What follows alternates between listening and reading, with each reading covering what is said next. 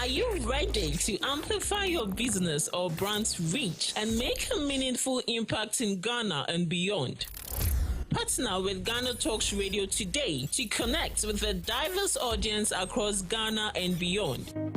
Elevate your brand through on-air promotions and social media. Boost your brand during prime time. With GhanaTalks Radio, you can extend your reach across digital platforms. GhanaTalks Radio is not just a station, it is a community hub where your brand becomes part of the conversation. Join us in fostering connections, celebrating culture, and making a lasting impression. For customized sponsorship packages and enquiries, email contact@GhanaTalksRadio.com or call +233 202 544614. GhanaTalks Radio, giving the youth a voice.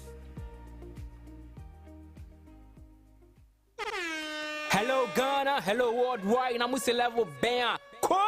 Now listen, every Tuesday and Friday, beyond the time it's going to carry Braille, our GhanaTalks Radio, 7 p.m. sharp. Now Tuesday, we're going to talk about our culture, our history. Matuni ding setete abako sem. No on the Friday, you bars on bars. You better rap, you better say ade. No artists go join me in the studio. We're going to discuss about music and business.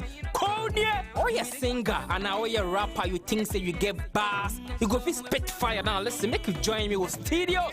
Our GhanaTalks Radio and yes say then our day. Me say download the GhanaTalks Radio app no our Play Store and App Store. No tune in and say this what you see baba live on Facebook, Cointakra, any GhanaTalks Radio page and so now listen.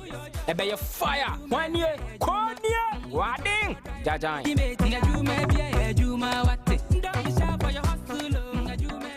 What do you want for breakfast? How do you want your breakfast? English breakfast, French fries. Koko Nikosi, alo komi kesheto. Wache. Well, Gobe is the real deal. Join us on GhanaTalks Radio. Let's serve you a buffet of breakfast. From news headlines review, current affairs to social issues. Entertainment, sports, and all the trending stories live on our mobile app and across all socials from Monday to Friday, 7 a.m. to 10 a.m. With me, Pakwesi Omare, Regina Bless, Deborah Adoso, and I am Esinal Fiagbedu. This is GhanaTalks Breakfast Show. This is GhanaTalks Breakfast Show, your morning companion.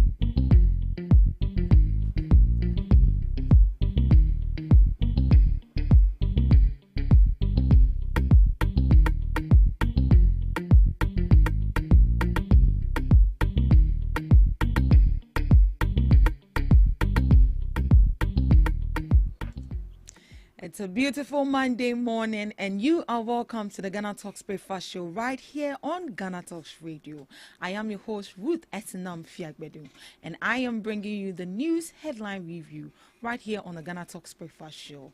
Here we bring you all the latest headlines making waves in the news. We got you covered with the most relevant stories and stories that matter to you every morning right here on the GhanaTalks Breakfast Show. And sitting in the chair here with me is Miss Regina Bless and Miss Debbie Adosu, who will be joining us shortly. Miss Regina, good morning. Good morning. How are you doing? I'm good. What of you? I'm fine. How was the weekend for you? Fine. The way you are beaming was smile. I can see that the weekend was good. Fine. Oh yes, it was a good one. It was a good one. All right. You are welcome to the show. Thank you. Good to have you. All right. So before we dive into the stories, the main headlines for this morning, we saw in the news that the Ablekuma North election will be retaken again. It will be rerun again. And then we've been seeing that the NPP were actually advocating rerun. And now the Electoral Commission has taken a bold step to retake the election again. Now they are against it. And I keep asking myself, they say rerun. Now they are against it. And it's quite disturbing that when we want peace to reign, the NDC have actually accepted that, okay, let's go for a rerun. We are ready for the outcome, whatever it may be, we are ready for it. But these people are not ready for it. Like, they are opposing it, like they are against it. Now I want to ask, what do you think about it? Are they not causing, it's like they are pouring more kerosene into the fire already. because it's supposed to be solved amicably and peacefully with the rerun procedures. But here lies the case. The NPP say, but they no. They are not going for a rerun. They don't want it. So in every institution, such people like the minority are supposed to be, should I say, cautioned or rebuked. In my I used to work with one company, and they don't tolerate people who always cause chaos. Because when you cause chaos, you automatically bring unrest in that institution. Right. And they don't really tolerate it. Fast, they'll either sack you or give you suspension or reprimand you. But here's the case. I feel like Speaker of Parliament Alban Bagbin is not doing what he's supposed to do. You are the leader there, and you are supposed to make sure that these people are brought to order. Right. As he said, the minority in question were the same people who said they should rerun the elections. And ever since this government came into power, the only thing the minority has been doing is causing chaos upon chaos, political unrest upon unrest, and it's not nice. They say empty vessel makes the most noise, Right. and that is what they are doing. They're doing. If you know that you don't talk much, but it looks like every day press conference. Just say they don't release something, they would bring a press conference. So they trying to say that they wouldn't accept the rerun, and I saw that Ekerefi also said she would not accept it. But if you don't go to the rerun, how do we know the main MP for that particular constituency? And I'm not trying to say these people or the MPPs want to play a fishy game here, but I can't remember way back in school, we elect for prefects. Yeah, perfect. And school prefects and assistant prefects. Right. The assistant prefect smuggled her way up there, and the students were not okay because they knew the person they had voted for. So they said, okay, rerun the elections again. The assistant said no.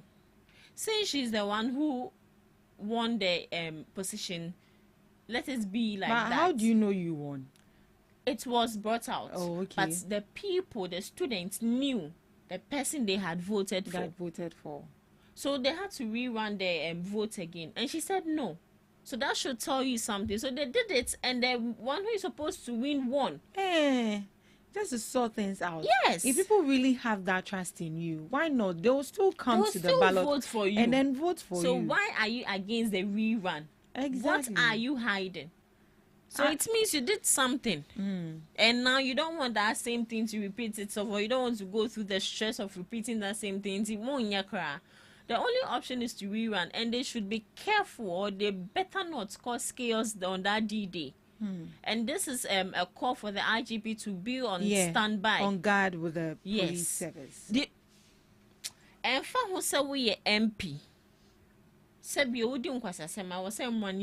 Exactly. Because I've seen cases where some politicians, MPs, have done a whole lot of scrupulous behaviors, but all in the name of an MP. I'm a politician. But if it was a normal a normal citizen, that person would be dealt with drastically. And I saw an article where President Mahama was still calling on IGP to make sure that 2024 was it, there was I think some people died. They are still calling on them to make sure that they investigate, and those perpetrators should be brought to book. Right. We don't want that to happen this time around. In as much as it's not it's not the whole country voting again, but it's one particular constituency. We don't want to hear any chaos. And also to the youth of that constituency. Right. We know that you all are yearning for representative, but at the end of the day, whoever is being brought, accept it in good faith. And move on. Because at the end of the day, whether NPP, whether NDC, progress will still go on. Exactly. Development will still go on. Right. Nothing will stop. So that's all. All right. Moving on to our news headline. Government inaugurates National Anti-Corruption Strategy Working Group. Chief of Staff Julius Deborah has inaugurated a new working group tasked with developing a second national anti-corruption strategy to combat pervasive corruption in Ghana's public and private sectors. Speaking at the inauguration ceremony at the presidency in Accra on July 3rd, Mr. Deborah said the renewed effort follows President John Dramani Mahama's commitment to deepen transparency and accountability during his current term. He noted that Destiny had once again placed the responsibility on President John Dramani Mahama to lead a charge against corruption, just as he did in 2014 when the first national anti-corruption plan was passed by Parliament. Mr. Deborah highlighted achievements under the previous NAPCA, including increased public awareness of corruption and reporting mechanisms like whistleblowing, digitization of financial services, improved operations at ports, and the establishment of the Financial Stability Council, making Ghana only the second sub-Saharan country after Mauritius to do so. He also pointed to progress in combating sexual harassment in workplaces and in enforcing anti-money laundering and terrorism financing regulations. He called for a more sophisticated approach to corruption, incorporating technology, strong institutional independence, and political will. He also urged the group to rethink some elements of the previous NAPCA to achieve more meaningful and sustainable outcomes. Ethics must be a key pillar in the next strategy because corruption is first and foremost a moral issue, he said. We need a strategy that delivers shock therapy to the system. So last week, government inaugurated a national anti-corruption strategy tasked with developing a second national anti-corruption strategy to combat pervasive corruption in Ghana's public and private sectors. So these people have been delegated to make sure that they see to issues with corruption in both the private and the public sector. Ms. Eugenia, what's your reaction to this? I would say it's a good call because as it's now, in as much as I would say our President John Dramani Mahama is trying his possible best to make sure that corruption is being combated in Ghana here. It would be difficult, let's be frank, because he might put all the necessary steps in place to make sure that corruption is being brought down or is being eradicated totally. Now, we humans, I would say, we are the cause of corruption. Right. We are the cause of corruption, yes. He might have all the steps. What of we? It all boils down to our mentality, our mindset, perception, and all that. If we are not ready to stop corruption, who are you up there to stop it? If you like, arrest us, we will still do it. So I feel that this is the time they need to really talk to these people and educate these people. Trust me, oral is there to make sure that politicians who are corrupt are being brought to the book. Fine, they are doing it, but we are not seeing anything. Special prosecutor, he's there. Office of the special prosecutor, and the office of the special prosecutor, how should I say it, make sure he's supposed to make sure that he oversees to all these things. So I'll say he's the boss when it comes to corruption. When he's supposed to deal with this, he's the boss. So now setting up like committees in Kitten, it's a bit worrying. Exactly, because we have the special prosecutor, we have the oral team. Now you are setting up another task force. Yes, I would say it's good, but what are the big ones doing?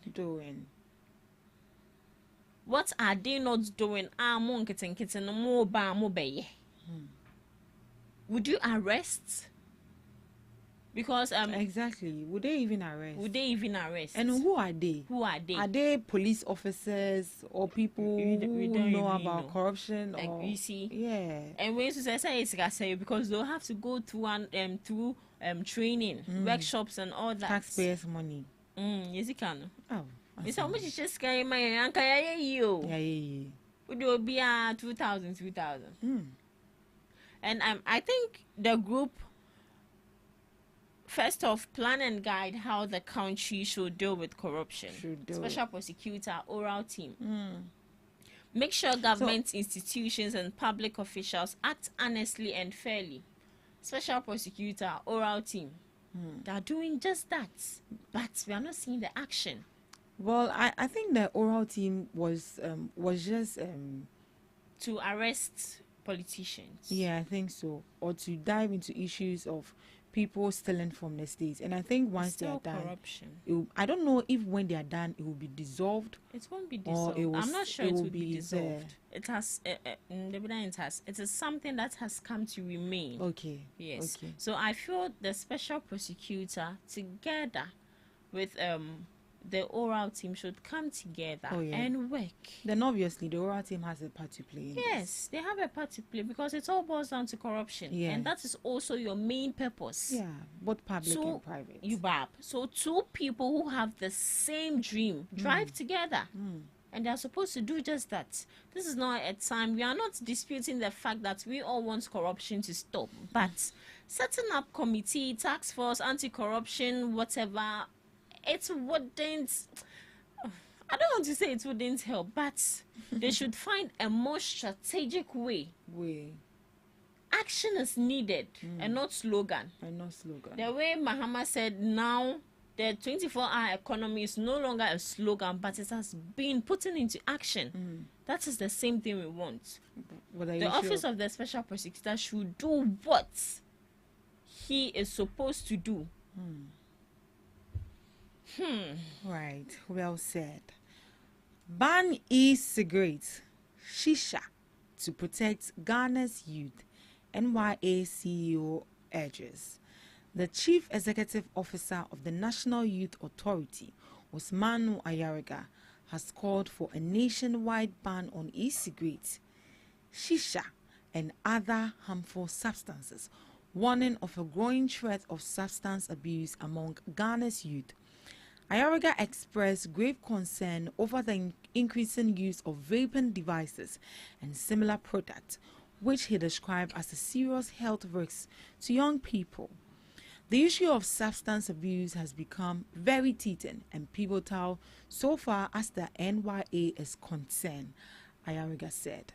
He added, I have heard various health arguments that shisha is very unhealthy for young people.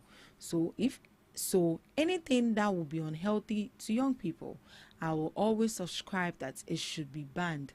This is a national conversation we need to have. He disclosed that NYA is collaborating with security agencies to crack down on the circulation of opioids and other illicit drugs. As I speak to you, there's an operation happening in Accra, a joint operation by national security and some agencies, a crackdown on some ghettos, he noted. We are in constant collaboration with the police, customs and immigration. The NYA, he said, is also intensifying sensitization campaigns to educate young people about the risks and consequence of substance abuse. Beyond prevention and awareness, Ayariga explained that the NYA supports rehabilitation and reintegration efforts by offering recovered addicts skills training and employment support to help them rebuild their lives. He has called on the media to amplify efforts against drug abuse, stating that safeguarding the mental health and well-being of Ghana's youth must remain a national priority. And this is coming from the CEO of the NYA, Osmanu Ayariga, that there should be a ban on e-cigarettes. I think that is the vape. Yeah. It comes in different flavors. Yeah. Shisha, to protect Ghana's youth. And I think this is a very good call because it's very disturbing. Now, even when you go to, I wouldn't say the club, even if you go to restaurants, even some beer bars, you are just going to take a drink, you see the shisha there. And if you see the way they are smoking it, And I keep asking myself, is it actually against our laws, or people are allowed to do this? Because sometimes even our celebrities, you see them in public, music videos, and then they are smoking all of these things. What are you trying to tell the youth out there? Because some of the youth look up to these people. So if you are doing this in your music videos, sometimes they even deliberately do this and then post them on social media. There are some celebrities that are saying that I don't even want to mention their name. It's very disturbing, very, very disturbing. So they should go for these people first. If there are laws guiding them, they should be dealt with, because it's quite disturbing that you finish school and then your child is taking cigarettes and shisha. And what even annoys me is that the people around them are the one that have the most side effects. Obviously, you are smoking it in, you bring the smoke out. The smoke that comes out, the person sitting next to you that has no idea about you even indulging in such behaviors, rather smokes it in and ends up having respiratory disease. And it's very disturbing. And for the NYA coming out to say that they should ban it, I am in support of it. It's a good call. What are your thoughts on that, Ms. Eugenia? Okay, so you asked if there's a law. Yeah. And according to my research, Public Health Act 2012, Right. that is Act 851, and its accompanying Tobacco Control Regulations 2016, says that prohibits, that is in section 612 and 621, prohibits the sale, display, supply, or advertising of any products like e-cigarettes or shisha that resembles or is associated with tobacco products. Secondly, violation of these, that is section 77, violation of these provisions is a criminal offense punishable by up to 3 to 4 years imprisonment, a fine of 7,500 Ghana cedis penalty units. Now, when we look at the Tobacco Control Regulations 2016, Regulation 16.1 says forbids the manufacture, importation, possession, or sale of illicit tobacco products, which includes unregistered e-cigarettes and shisha. It also says registration with the Food and Drugs Authority is mandatory. Without it, any such product is illegal. It also states here that the FDA has clarified that sale and advertising of all electronic nicotine delivery systems are prohibited for recreational use under the Public Health Act and tobacco regulations. And specifically, e-cigarettes may be used as prescription only aids for smoking cessation, provided they are registered for medical use. So shisha, vape, na no any e-cigarette. It's the electronic one. Yeah. Just say yes, I charge it. Once I share light as I can. I would say drugs. Not that the youth are not educated. Though. See, trust me, the youth, they know what they are doing. They know. It's not like they don't know. They are educated, because I remember way back in JHS, there's this NGO who they go about educating us.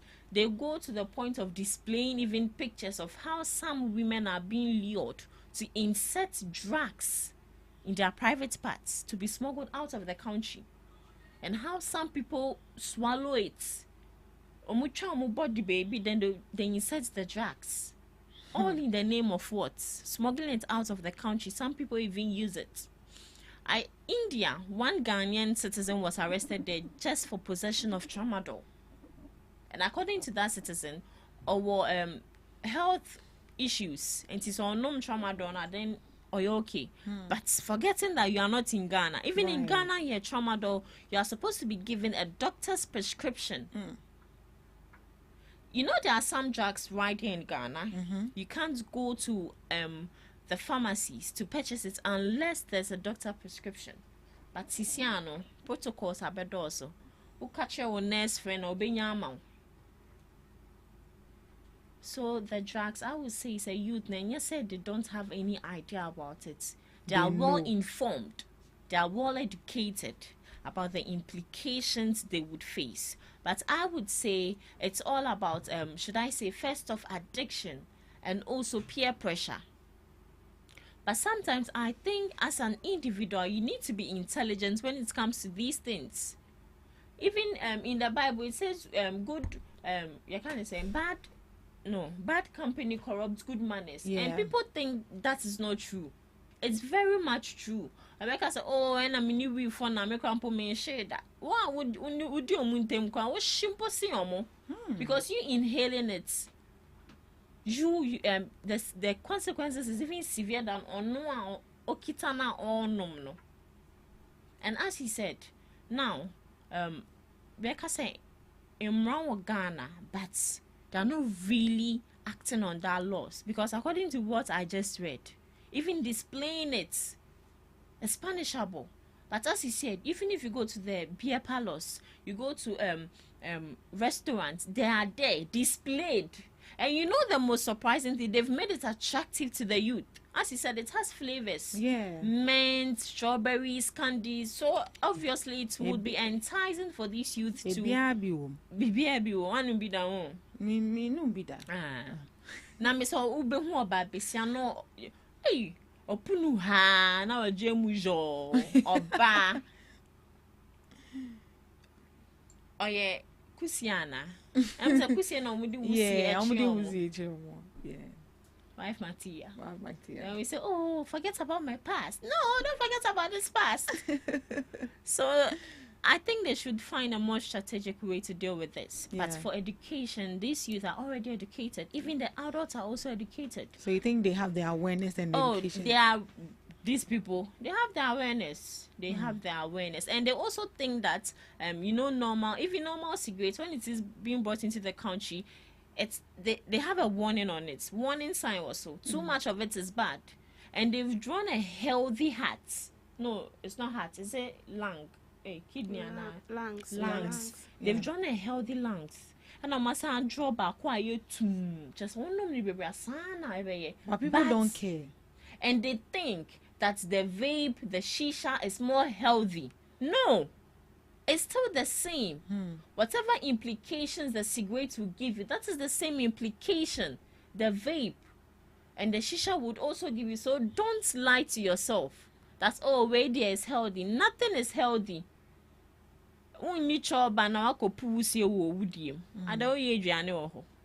So please. Well, Miss Debbie, what are your thoughts with regards to the story? Okay, so I think banning drugs is significant in not only promoting health, but also reducing the heightened of crimes in the country. 99% of those involved, the youth involved in robbery, serial killing, most of them, they smoke. And the moment you start smoking, you don't think properly. There is a disorder in your thinking. You have a mental disorder. Seriously, you have a mental disorder. You don't think properly. What you see, like what everyone else see not to be normal, you see it to be normal because you don't think properly. And that is why you see people smoking and then they do certain things. Because there is no respect. When you take the drug, there is no way you are going to respect anyone. Like you are high, so you get to do anything at all. And you see, the reason why it's important for we to keep hitting on this drug issue is that at the end of the day, it's come back hitting the country harder because these are the youth, and they are the youth of Ghana. They are not youth of other African countries. They are the youth of Ghana. If today the youth prosper, Ghana will prosper. If today the youth goes down, Ghana will definitely go down. A time will come, all these old folks we are seeing, they will no longer exist. Their time will pass. And it is we, the younger ones, that will take over. And if it's today the younger ones are destroying their lives, then it means we don't have any future as a country. So banning drugs is very, very, very important. They have to ban those drugs. And I feel like in as much as the education is not really important, we should not lose hope in educating these people. Most of them, if you get closer to them, they will tell you that it's not their it is one thing or the other they are going through and it's beyond their control. And they feel like taking the drugs. But the truth is they are not getting anybody to tell them the truth. Say a drone now won't no. It is not a permanent solution to what you are going through. You must go and drink and get yourself boost. It's just for a second. You will still come back to your senses, and then the challenges will face you right in your face. So there needs to be tell the truth. Drinking alcohol, taking in tobacco, those drugs, it doesn't solve your problem. Face the problem as it. If you need help, if you need counseling, go for people. And as I said, the problem is they don't get the right people to also counsel them. Those people counseling them also have troubles. Or more they cry your voice, and so they are worsening the whole issue. But I'll still keep hitting on this. The source, which is those behind the drugs being imported into this country. If we don't uproot the problem from the root, then we'll keep beating around the bush. It will keep occurring. But you agree with Gina's submission that for the education and the awareness there, we think as a country we've done enough. So at this juncture, the education there, shut down here, sir. In a way she's right, in a way she's wrong. We are all educated, but it will get to a time you have to still go to school. You have to adapt to what you know already. You still have to learn, because there are things that are going on. What you learned in your field in the past 2 years or 3 years to come, there will still be change. So you need to go and upgrade yourself. It's the same way of educating people. You've educated them. Yes, I will say we've educated them enough, but it's not enough. We still have to do it. So should we give up? We've educated them. It's not like they don't know. It's not like, yes, I know it's not like they know. They know. Seriously. They know that this thing will kill you. They know. It's just like you going in for prostitution. You know it's a 50-50 chance. You might get contracted with HIV. You might also get pregnant. You know it, but then you went in for it. At the end of the day, you know that even with the abortion, you will still die, but people still go in for abortion. So is it that they don't know? Excuse me. They know. But that is why I said that sometimes the circumstances they find themselves. So we better say, boy for ni bibia. Like baby, or turn in your child, both will be any baby. And so the best thing they can do is just indulge in that. But no, that is not the best solution out. So we still need these people going like every day. See, you cannot talk to them a day and they will change you. And then why maybe 25 years now, I can't. It has become part and parcel of his life. So it will take consistency, like talking to, and it's not only about talking to them. We need to solve their problem. What is pushing them into, the government can do it all. I know the government can do it all, but the government also have a role to play. We get it, but the point you said, we need to sort out. What are some of the issues? We have people who completed school and there is no working, as much as we have been preaching so that because you have completed school and they are not working, so you should go and buy. You have money to buy vape, but you don't have money to buy phones. What? Okay, fine. Maybe the families we are coming from, we are fortunate. Yeah. We have people who are coming from a family that the pressure alone, you cannot even sleep in the house. You have to go and sleep in your friend's house. Because immediately you step on the compound, I just say body. Oh Saba, oh baby Madrane, my show also 4 years. Like you get it, that pressure. And the person has to resort to the confine of a friend. Friend here you can't want some also shit. No, then I'm also better. But I forget them shit. If you shit, you get comfort in shitting. But just that like 2 minutes pleasure. That you get it. So then like it's gone. And it's gone. Then the problem is back again. That is what they don't understand. And I make us say in as much as the community has a role to play, the parents has a role, they themselves also have a role to play. But I feel like it will be very sad if we give up on them. We should continue to educate them. You can't see that talk that they like be coming on live TV to talk is just for talking sake. You can talk because you still not solve their problem. But the laws you read, with Miss Regina, the laws you read, does it come with any sort of punishment if you are being caught in such an act?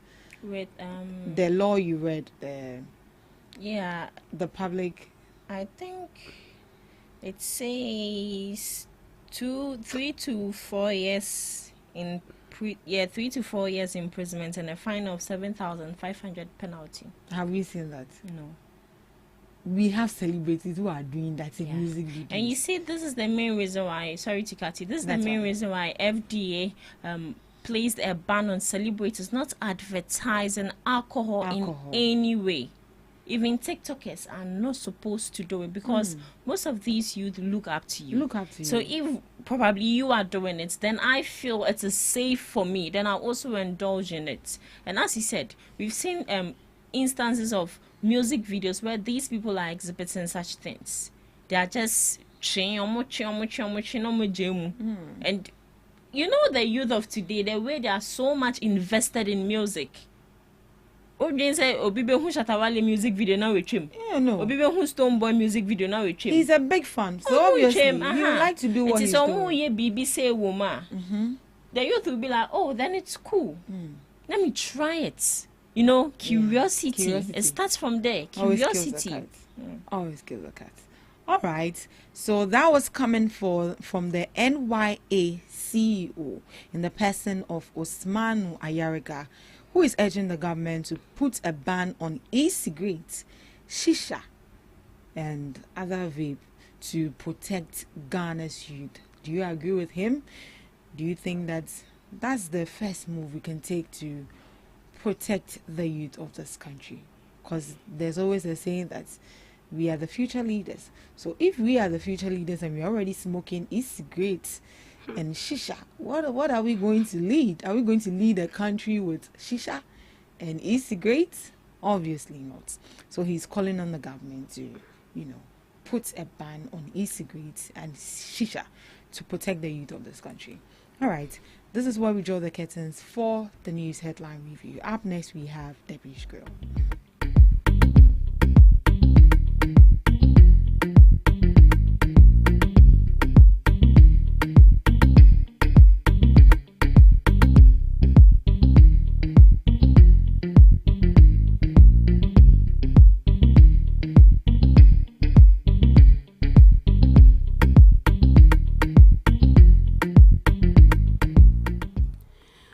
Morning and welcome to Debbie's Grill, where we talk about issues that concern the state, void of politics, fear or favor.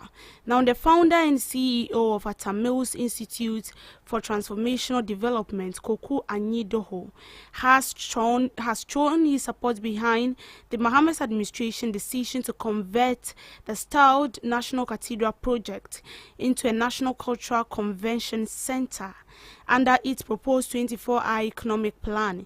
In an exclusive interview, the respected public policy advocate described the move as a pragmatic and forward-thinking decision that puts the national interest above partisan politics.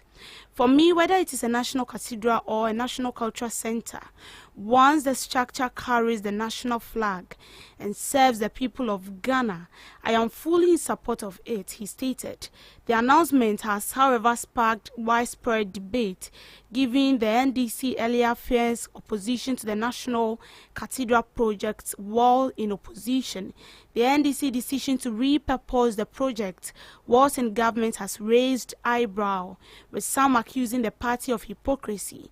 However, Nidoho defended the change in stance, noting that ensuring the structure does not become yet another abandoned project and a victory for national development. I think the Mahama administration needs to be commended. We all know how this National Cathedral came about, and we know that we are living in a country where Party A comes into power, they start with a project, and then after they leave power, the project becomes useless. Not even regarding the amount of money that has been pumped into that particular project, since it wasn't started by me. So long as it is SNA who started the project, I'm not going to complete it, because when I complete it, they will give the credit to her, not me. And so that is what we found ourselves in this country. A project starts, and then we don't even care that this project was taxpayers' money. Now, this is a project where our former president said it was laid on his heart that he wants to do it for God. I was not there when he gave that promise. And I know you were also not there when he gave that promise to God. But then we found ourselves in a situation where we, the taxpayer, are supposed to pay for it. Yes. Because he feels like it's a national cathedral. And a national cathedral, I mean, other countries will come here, just like we leave here to go to Israel to pray. We leave here to go to other countries. We feel like it's a holy ground to pray to God. And if the National Cathedral was built, I'm sure that other African countries, or maybe even the Western world, can even come across to pray, and one way or the other to generate revenue for the country. But what did we see? At the end of the day, we found out that billions of cedis were pumped into the National Cathedral. When you go on site right now, the National Cathedral has now become a manhole. This is not a manhole that generates water for the country. It has become a useless manhole for that matter. A manhole of no benefit. And the money that has been pumped into this National Cathedral is nowhere to be found. The money has gone through the pockets of people. And as it stands now, even the people cannot be held accountable. And the people that are allegedly involved are giving us excuse day by day. This is where we found ourselves. So if this current administration is saying that they want to refurnish it, they want to convert it into a center that will help as a country, then why not? But the only thing is that I know definitely there will still be another allocation of money to this National Cathedral issue. Converting it will still have to do with the taxpayer paying an additional money. And trust me, we will be very, very, very disappointed in this current administration. First of all, I commended him because it's a good one. We are not going to leave it to be useless. We are not going to leave it to rot. Because we are going to convert it into a national project that is going to help us as a country. But we are still going to pay for it, no doubt. But we, the citizens, will be very, very disappointed if we pump another money into it, and then the full term of this current administration ends, and we still see nothing, and no one is held accountable. And even if this National Cathedral is being converted into whatever center they are talking about, the people behind the National Cathedral needs to be held accountable. Because they were no ghosts. They were human beings. We know their names. We've had cases where people were holding 2 identification cards. The same person with different names. We allegedly had issues like that. That money could have been pumped into education, because we have students learning under trees. We have students learning in a dilapidated, building, nearly at the verge of collapsing. Their lives are at risk. We have students learning in remote areas, like it's just a pity. We could have pumped that money into it, but no. It is only in Ghana you can make promise to God and everybody is supposed to pay for it. Does it really make sense? And then when you sit here to speak, someone will be like, no one is against any political party. But this is the truth. Nothing but the truth. No right-thinking Ghanaian will support this. Trust me. We have a lot of sectors that are lacking behind. We could have used that money to sort them out. But no.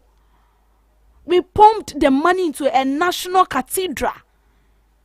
The National Cathedral, as it stands, I don't know whether it has been built in the air. I don't know whether it has been built in the natural, in the spiritual realm. I can't tell. But physically, there is no National Cathedral. A useless manhole. And I remember how they crashed down the lawyer's bungalow because of this National Cathedral. I remember.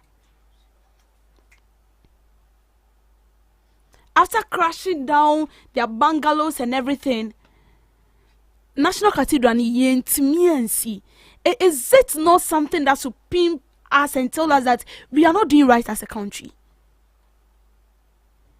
And the people who are solemnly behind this issue, they are nowhere to be found. We have people who can sit on national television backing this National Cathedral issue. backing it because they'll be given a token at the end of the day, and you think it's good. You like it's painful. Trust me. It's very, very painful. We live in a country where no one cares. You come into power and then you do anything as you want. You take decisions as you feel like, and no one can question you because you are the Lord. Okay. No one can hold you accountable. That's fine. But karma is real. Karma is real. To the current administration, it's a good call. It's very commendable. Yes, it is. Building, reconverting it is good. But we are here.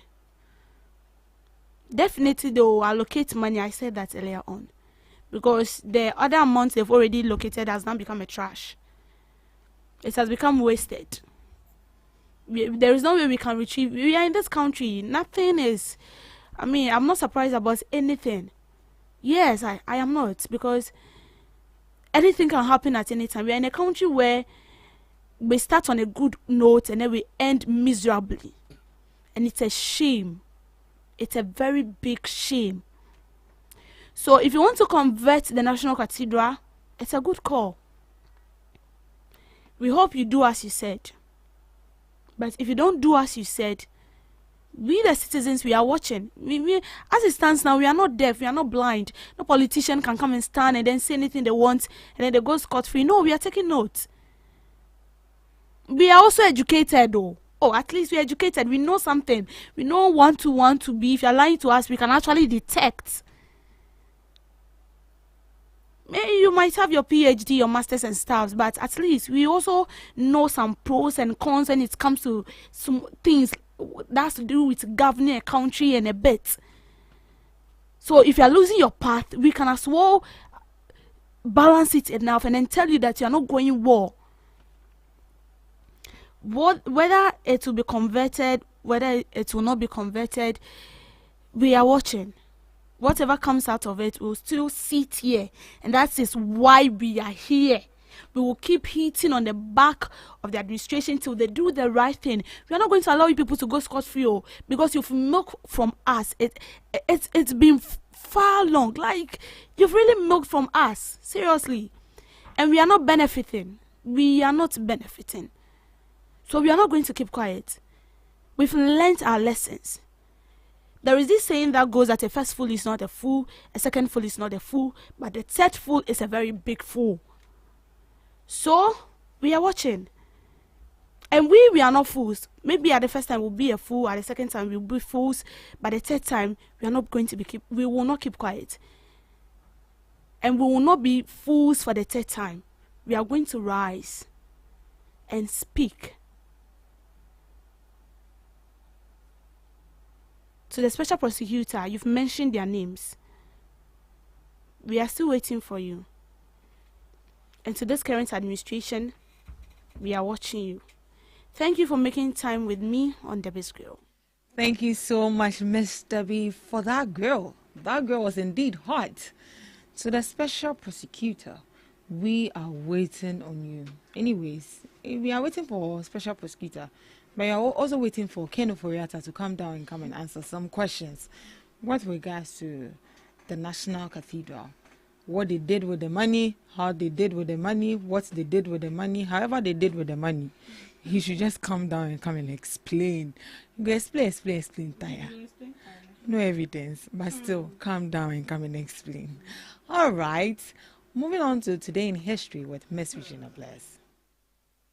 So today in history, 1991, the Brownie Declaration was signed by representatives of Slovenia, Croatia, and Yugoslavia under the political sponsorship of the European Community. The agreement aimed to end the conflict in Slovenia and create an environment for further negotiations on the future of Yugoslavia. Moving on, the Black acts as a criminal subgroup that emerged from the New Black Movement of Africa, a confraternity established on July 7, 1977. The NBM initially focused on intellectual radicalism and Pan-Africanism, adopted a black axe logo, which became the group's common name. Over time, a criminal element known as Black Axe formed within the NBM, becoming notorious for violence and criminal activities, while the NBM publicly distanced itself from the Black Axe subgroup in 2024. July 7th remains a date associated with the cult of regent and violent reputation. Moving on, Mary Suhat is executed for her role as a conspirator in Abraham Lincoln's assassination. She is the first woman put to death by the U.S. government. Suhat, who owned a tavern in Suhatville, now Clinton, Maryland, had to convert her row house in Washington, D.C. into a boarding house as a result of financial difficulties. Located a few blocks from Ford Theater, where Lincoln was murdered, this house served as the place where a group of Confederate supporters, including John Wilkes Booth, conspired to assassinate the president. It was through her association with Booth that ultimately led to her conviction, though debate continues as to the extent of her involvement and whether it really warranted so harsh a sentence. Moving on, terrorists attack London transit system at rush hour. The 7th July 2005 London bombings, also referred to as 7/7, were a series of 4 coordinated suicide attacks carried out by Islamist terrorists that targeted commuters traveling on London's public transport during the morning rush hour. 3 terrorists separately detonated 3 homemade bombs in quick succession aboard London Underground trains in inner London. Later, a 4th terrorist detonated another bomb on a double-decker bus in Tavistock Square. The train bombings occurred on the Circle Line near Aldgate and at Edgware Road, and on the Piccadilly Line near Russell Square. Apart from the bombers, 52 people of 18 different nationalities were killed and nearly 800 were injured in the attacks. Looking at some observances celebrated globally this day. This day is dedicated to promoting the practice of forgiveness. So today is served as Global Forgiveness Day, both towards others and ourselves, and recognizing its positive impact on mental and emotional well-being. It encourages people to release grudges, heal past wounds, and foster a more compassionate and understanding world. So today is a day for you to let go of any grudges you have harbored over the past days, past weeks, past years, and so on and so forth. And also do well to forgive yourself, because you also need forgiveness. This day is also served as Father and Daughter Take a Walk Together Day. National Father-Daughter Take a Walk Together Day. It is a day to encourage fathers and daughters to spend quality time together, promoting bonding and physical activity. It is a great opportunity for fathers to connect with their daughters, enjoy a healthy activity, and create lasting memories. Lastly, today is Tell the Truth Day. It is a day dedicated to honesty and rejection of lying and manipulation. The holiday, celebrated, encourages people to be truthful, even when it might be difficult or inconvenient. So wherever space you find yourself, whether in your institute, at home, within your friends and all that, today is the day for you to say the truth. In as much as it's inconvenient for you or it's difficult for you to say, please say the truth. So if my head is big, please tell me the truth. Okay, tell me the truth. I know my head is big. because they always say it. For my friends, they are truthful. They are truthful. So that's all for today. And today in history and observances of the day, live on Ghana Talks Breakfast Show. Join me same time tomorrow for more amazing, fascinating, educative, and informative facts. Thank you so much, Miss Regina. And that was Miss Regina on Today in History and some observances for the day. Today is Take a Walk with Your Daughter Day. If you're in the house, Daddy, please, today, take me on a walk. And today is Tell the Truth Day. Today as well as Forgiveness Day. So as you are telling the truth and you know that the truth is hard, dear beloved, as they are telling you the truth, today is also Forgiveness Day. Yeah, the man now who say it's too harsh for you to take in. Commemorate the day, okay? Forgive and forget. All right, this is where we draw the curtains for the first segment of the Ghana Talks Breakfast Show. Right after this, we'll be coming up with the news, and after the news, we'll be coming up with the main discussion. Please stick and stay with us. Are you ready to amplify your business or brand's reach and make a meaningful impact in Ghana and beyond? Partner with Ghana Talks Radio today to connect with a diverse audience across Ghana and beyond. Elevate your brand through on-air promotions and social media. Boost your brand during prime time. With Ghana Talks Radio, you can extend your reach across digital platforms. Ghana Talks Radio is not just a station, it is a community hub where your brand becomes part of the conversation. Join us in fostering connections, celebrating culture, and making a lasting impression. For customized sponsorship packages and enquiries, email contact@GhanaTalksRadio.com or call +233 202 544614. Ghana Talks Radio, giving the youth a voice.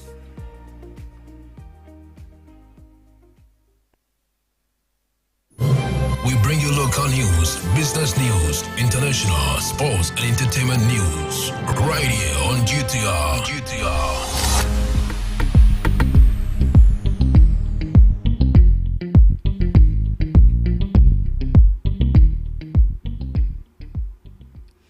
Good morning and welcome to the morning news broadcast on Ghana Talks Radio.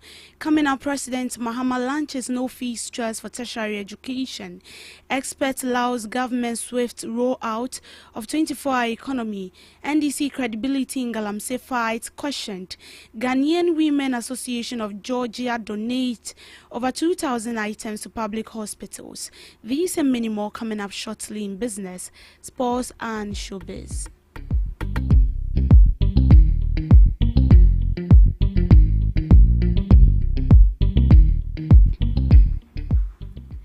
President Mahama has launched the no-fee stress policy to reduce financial constraint on students and their parents. The initiative aims to ease the financial burden of tertiary education for first-year students. By supporting these students, the program aims to empower youth to pursue their educational goals and contribute to the country's development. President Mahama highlights his administration's commitment to education and youth development. Mr. Chairman, as we were told, 150,000 students have so far accessed the portal. And for those of you who have not accessed the portal, you better start doing so now. Out of this, 34,500 have been validated and awaiting payments. And out of that number, as at yesterday, 15,000 students had received their alerts for payment.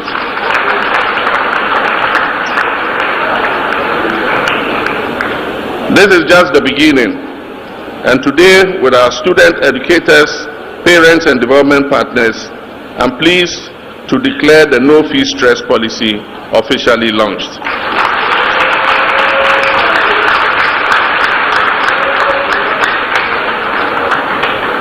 Let it be known across this land that from today no Ghanaian child will be denied entry into tertiary education simply because they cannot afford the academic fees.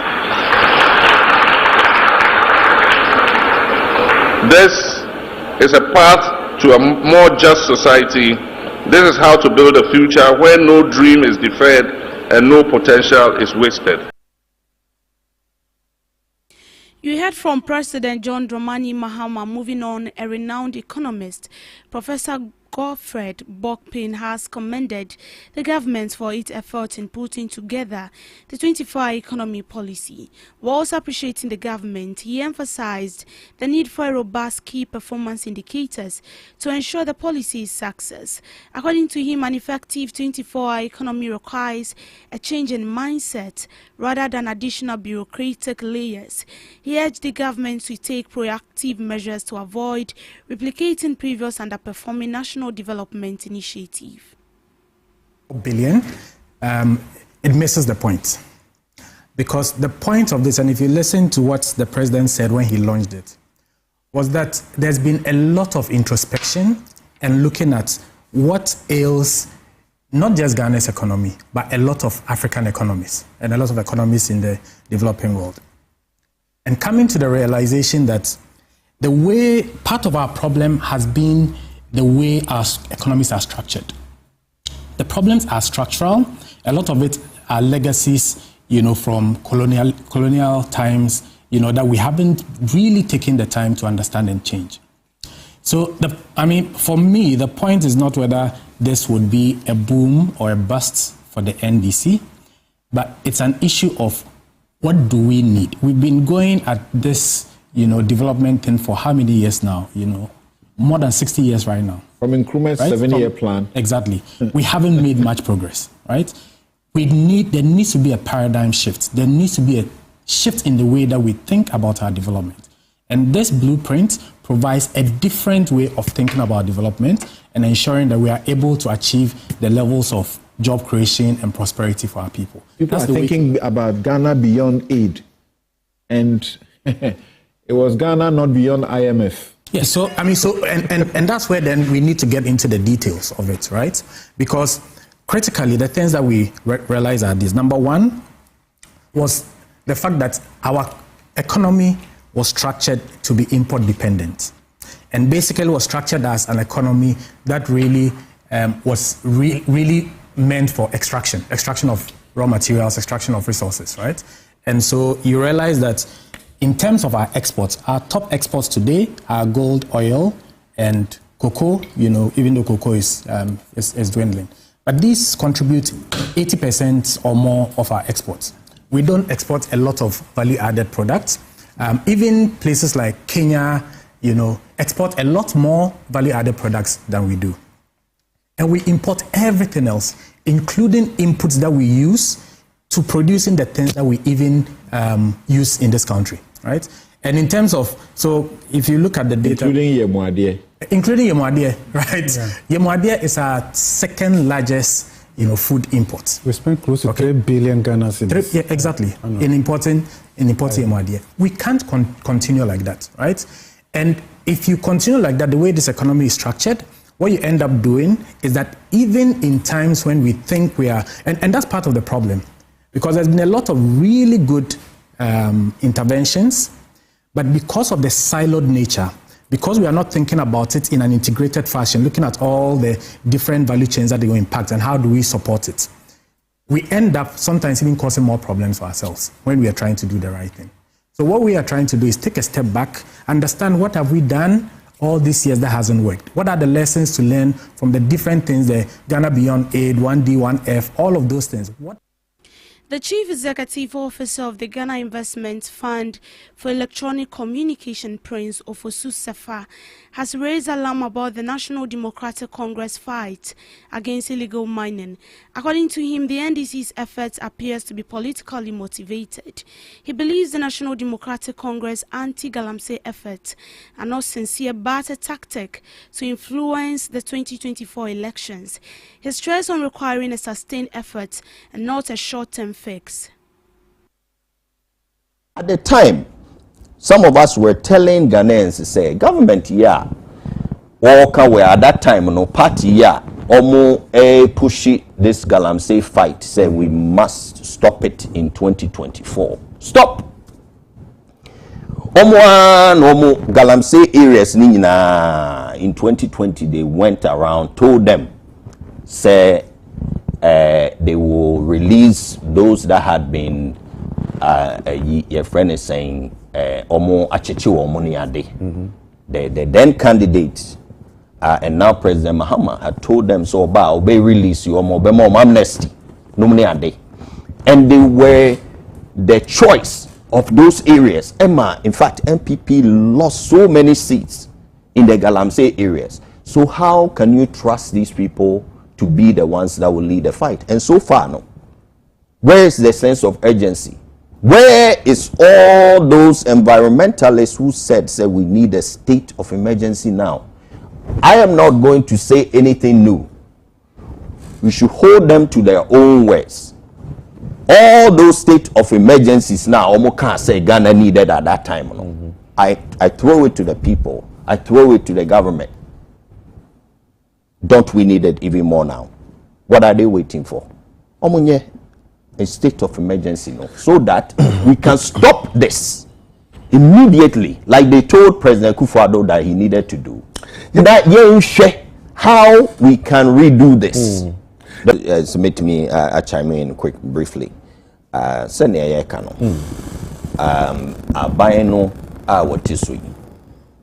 Emma, a nipa bebre, GT, say, Abay Dadano, and Ama Galamsey in iOS. Meanwhile, when you go through the records, one more Abay Dadachi, one more machines, I benny, the cost to the NPP political party was enormous. It was unbelievable. Is the NDC willing to take any such risk? So far, no. I'm sorry to say. They don't deserve any praises. With all due respect. Hanabisu, CSO or cohorts here. So what to say is all my warning is Wunyai. The news is that she has been warned. So desist from that activity. Yes, I know she will be at risk. When a man is warning, that's the ND's penny for. Yeah. The Ghanaian Association of Georgia has donated over 200 medical items to public hospitals to improve maternal care in Ghana. This was after the Ministry of Health announced the establishment of a donation desk to facilitate the clearance of health-related supplies at the port. Despite this development, the GWAC says it continues to face significant challenges in clearing its shipment. The association Vice President Eileen described the situation as disheartening. We rather use monies to purchase things and bring them in. But what happens is, every year, we've been doing this for the past 9 years, the Ministry of Health and the Ministry of Finance instruct the Minister of Finance give us a tax exemption. It is such a difficult thing that happens is we have to jump to a lot of hoops. This year, for instance, it took us about 3 weeks, 21 days. We ended up paying a demurrage of about $10,000. Also speaking at the event, Doris Darko, immediate vice president of the Georgia Women Association, said the association plays a critical role in Ghana's health sector, whilst calling on stronger collaboration from state agencies.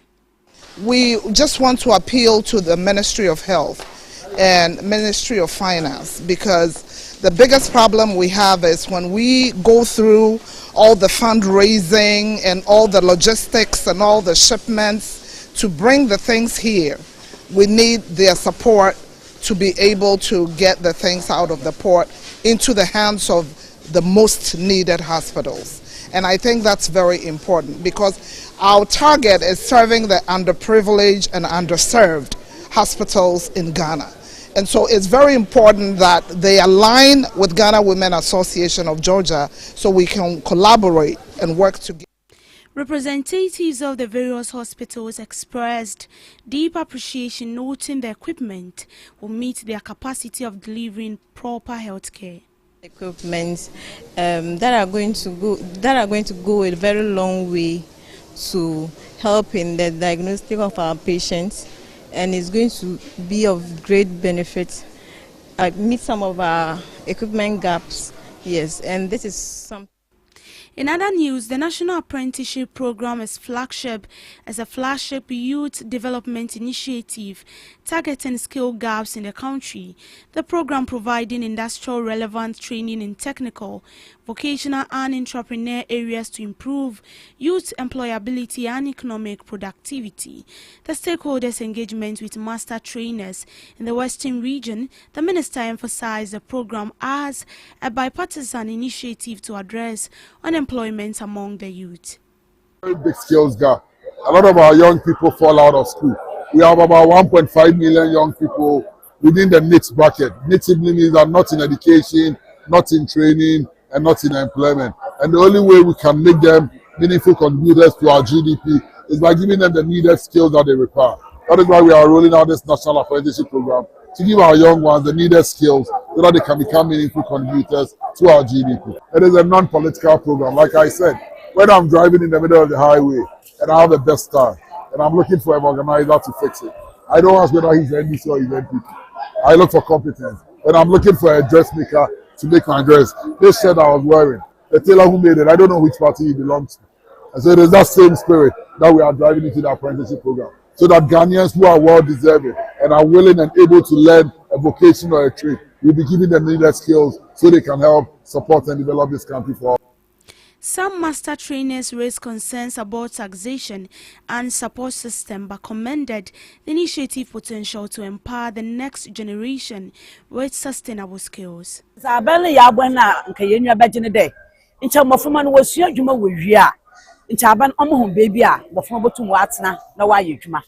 Na sa watu na wo ye dwuma tax de oida moti bi oida etua na mom oida wo hwe abofra no na dwuma na oriye na wa hwe na wa age no tax but so oye too much another seamstress license na no too much o ma mofoma no ntum na wo ye ntaba no mbra no mbobo ahen taba no boa na se kakra wo botum wo tua no ma won tua na wo fom bo man no sinde wo beje kese na nipa no nkotum etua na edwuma no we jai na wa ka bobre bi a on se on fata. There are a lot of people who basically need skill in terms of in terms of employment. They need a skill, and skill is one thing that you can't take away from somebody. When someone learns a skill, it stays with them for the rest of their life. So for somebody to actually come and pay for you to learn a skill, I think for you, like basically to train you a skill for free, it's very good for the society. From the timeline and everything that they said now, I think it's a very good project. And then they made something very emphatic when they said it's not a politically aligned project. So some of these social intervention projects is what the Ghanaians need. Skill is very expensive. Teaching a skill is very expensive. So if you have somebody giving you this skill for free, don't sit at home. The meeting forms part of government's effort to collaborate with trained professionals across the country and to ensure the successful rollout of the program. Moving on, Firebrand and Asin Central Member of Parliament Kennedy Ohene Japan is leading the New Patriotic Party flag bearership race with 51.4% of delegate support, according to a preliminary survey conducted by civil society group Sanity Africa. The survey conducted between April and June 2025 assessed voting intentions among delegates captured in the current New Patriotic Party voter album ahead of the party's presidential primaries. A Japan's closest contender, Vice President Dr. Mahmoud Bawumia, chose with 42.2% support. The remaining contenders, Dr. Brian Echampon and Dr. Seyao Educhum, pulled 3.1% and 3.0% respectively. Sanity Africa, which is conducting the research in 3 phases, described the current findings as a snapshot of early delegate sentiment. The next 2 phases of the study are scheduled for October 2025 and January 2026. The report reveals that Kenya Japan commands strong support across a broad spectrum of the MPP's base, particularly among women, with 57.8%, youth under 14 63%, students 58.9%, the unemployed 52.8%, and self-employed individuals, including traders, market women and farmers 55.5%. He also leads in 10 of the 16 regions, with commanding margins in the central 68.1%, western 59.5%, and in the eastern region 16.80%. Conversely, Bawumia holds a slight edge among male delegates 48.9% and maintains majority support among delegates aged 40 and above, as well as those in full-time employment 53.8%. He is the preferred choice among Muslim delegates, with 52.8% backing him based on religious affinity. Religion emerged as a significant factor for many delegates. Among Christian delegates who form a majority in the party, 61.6% favored Ken Japan. Interestingly, delegates who identified as artists or traditionalists also lean towards Ken Japan, with 51.5% reinforcing his broad-based appeal. The survey also highlighted a generational divide. Whilst Bawumia leads among older delegates 50 to 55 years and 55 plus, Kennedy Japan enjoys overwhelming support among younger delegates. Bawumia leads in 6 regions, including the Upper West region with 61.5%, the Northern region with 50.8%, and the Northeast region with 51.6%. However, Ken Japan's stronger regional spread and grassroots traction appear to give him the edge at the stage of the race. Sanity African cautioned that while these findings provide a valuable baseline, delegate sentiment could shift as the campaign officially begins. The next survey surfaces will include new delegate categories, such as former appointees and past executives who are expected to be added to the expanded voter album. In business, the government announced plans to spend 1.4 billion next year in servicing debt to Eurobond holders. This was contained in a statement issued by the Ministry of Finance. The ministry confirmed that it had finalized the third tranche payment of 349 million to investors on July 3, 2025. The announcement confirmed an earlier story will be made on July 3, 2025 to the bondholders as coupon payment. Since the conclusion of Ghana's Eurobond debt restructuring in October 2024, the government has cumulatively serviced 1.17 billion. In October 2024, the government made an initial payment of 475.60 billion, covering obligations due under the restructuring agreement, including the first post-restructuring debt service. In January 2025, the government also paid 349.52 million. A further 349.52 million has been made so far in July 2025. The Ministry of Finance in a statement added that the payment shows that Ghana is up to date on scheduled Eurobond debt service obligation for 2025. The ministry again argued that this payment, together with the previous one, should positively influence Ghana's credit ratings trajectory in the months ahead, as it demonstrates continued discipline in debt servicing post-restructuring. In addition, it will boost investor confidence in Ghana's sovereign credit profile and economic recovery program. The payment should also support foreign exchange market stability, as it has been incorporated into the Bank of Ghana's reserves and liquidity management strategy. Still on business news, the Minister for Foreign Affairs and Regional Integration, Samuel Okudzeto-Ablakwa, has rebuked U.S. Senator Jim Risch over what he described as offensive and condescending remarks made by the senator about Ghana's debt obligation and foreign policy priorities. In the post reacting to the recent social media post by Jim, Mr. Ablakwa dismissed the criticism and mounted a spirited defense to Ghana's right to independently manage its economic recovery and international partnerships. Senator Rich has suggested that Ghana's foreign minister should focus less on diplomatic engagement in Washington and pay more attention to repaying U.S. companies and taxpayers. He insisted that Ghana is prioritizing debt payment to China, but this comment the foreign minister finds disparaging. In his pushback reply, he pointed Ghana's historical in the global fight against imperialism and the country's commitment to fiscal responsibility. Samuel Kujeto Ablakwa further clarified that the obligation referenced by the senator were not incurred by the current administration, but John Dramani Mahama-led government remains committed to meeting all legitimate financial commitment. What can be described as the banter comes at a time where the country is working to consolidate a debt restructuring effort, whilst balancing geopolitical relationships with the U.S., China and other partners. However, the government has maintained that it will not compromise its sovereignty in pursuit of economic diplomacy. And in sports, Asante Kotoko came from behind to beat Heart of Oak to clinch their 9th President's Cup title at the Accra Sports Stadium. Mohamed Kamara's penalty save late in the Ghana sealed 2-1 win for the Porcupine Warriors over the Phobians on Sunday, July 6th. Hamza Isa capitalized on a hollow by Mohamed Kamara in the 27th minute to open the scoring at the Accra Sports Stadium. Kamara fumbled with a cross into the box, spilling the ball into an open space where the Hearts forward tap into an empty net. Kotoko changed the equalizer right in after conceding, but was second best in the remainder of the opening half as they went into the break with a goal down.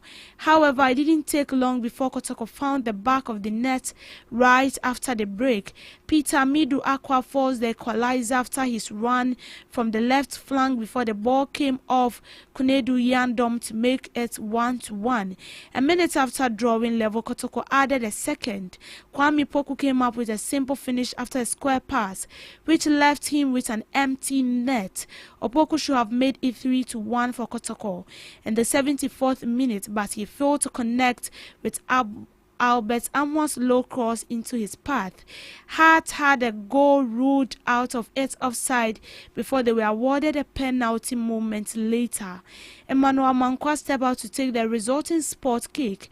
His effort was saved by Kotoko goalkeeper Kamara. Hearts were presented with late chances to draw level, but fluffed their line on all of those occasions.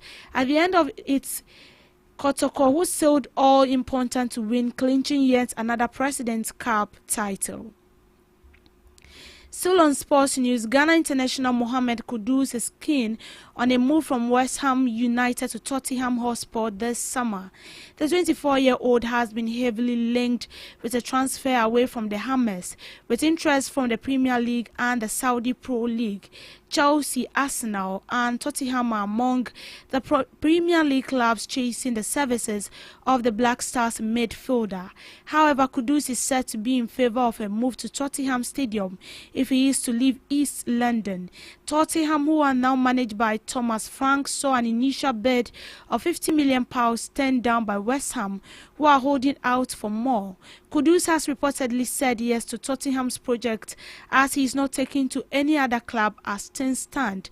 Both Tottenham and West Ham are expected to continue talks for the player in the coming days with the hope of finding an agreement. In showbiz, Ghanaian actor Richard Asante, popularly known as Calibos, has said that the New Patriotic Party lost in the 2024 general election did not come as a surprise. Speaking in an interview, he said several indicators suggested that the party was not going to win the election. He cited the country's voting pattern and internal challenges within the party as major reason for the loss. He added that although he remains a loyal member of the New Patriotic Party, he He believes the party failed to respond to the economic needs of the people during its last term.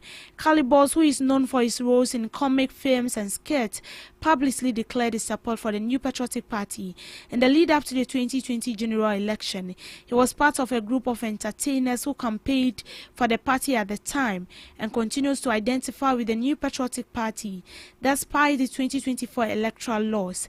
According to him, he got attracted to the party because of their free senior high school policy. He said it took away his burden of funding for a number of people in terms of their education. Still on showbiz, Ghanaian artist Akwaboah has said he took a decision to stop writing music for others because of the persistent lack of credit from people he wrote songs for. In an interview, he noted that he would rather perform his own songs henceforth than write for others. The singer recounted how he once saw an artist receive an award for a song he wrote, only to be excluded entirely from the acceptance speech. Initially, I was writing songs for people, but sometimes I don't get the credit. They get on stage and then say thank God. There was this lady who once won an award and was thanking everyone on stage, her manager, her team, the producer, but not me. Meanwhile, the song she won the award with was the one I wrote. The moment he explained was a wake-up call. I was like, okay, that's a lesson. Commenting on how he featured actress Nadia Boari on his new song Smile Again, he said he needed a female singer to interpret the song to listeners and decided to choose Nadia. Though previously known for penning hits for others, Akwaboah said the experience made him realize the significance of owning and interpreting his own work. And that is how we end it for now on the morning news broadcast. I will be back with subsequent news bulletin later in the afternoon. My name is Deborah Adosu. Do have a good morning.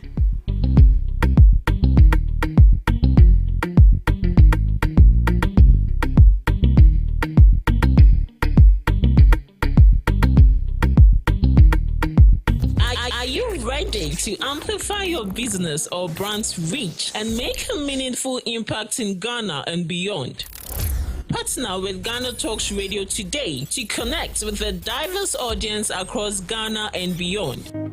Elevate your brand through on-air promotions and social media. Boost your brand during prime time. With GhanaTalks Radio, you can extend your reach across digital platforms. GhanaTalks Radio is not just a station, it is a community hub where your brand becomes part of the conversation. Join us in fostering connections, celebrating culture, and making a lasting impression. For customized sponsorship packages and enquiries, email contact@GhanaTalksRadio.com or call +233 202 544614. GhanaTalks Radio, giving the youth a voice. Hello Ghana, hello worldwide, I'm level band. Now listen, every Tuesday and Friday, beyond the time it's going to carry Brell, our GhanaTalks Radio, 7 p.m. sharp. Now Tuesday, we're going to talk about our culture, our history. Matuni ding se tete abako sem. No, on the Friday, you bars on bars. You better rap, you better say ade. No artists go join me in the studio. We're going to discuss about music and business. Konya, or you singer, and now you rapper, you think say you get bars. You go spit fire. Now listen, make you join me with studios. Our GhanaTalks Radio and yes, say then our day. Me say download the GhanaTalks Radio app on our Play Store and the App Store. No tune in and say this what you see Baba live on Facebook, Cointakra, any GhanaTalks Radio page in this now. Listen, I bet you fire. 1 year, Konya, Wading, Jajai.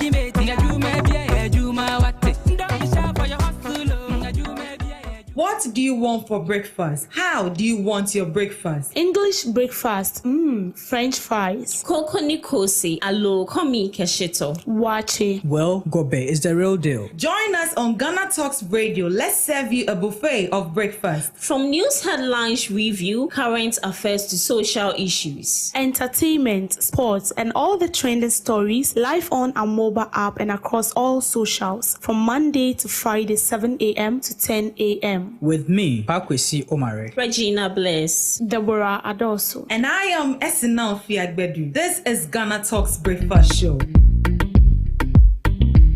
This is GhanaTalks Breakfast Show, your morning companion.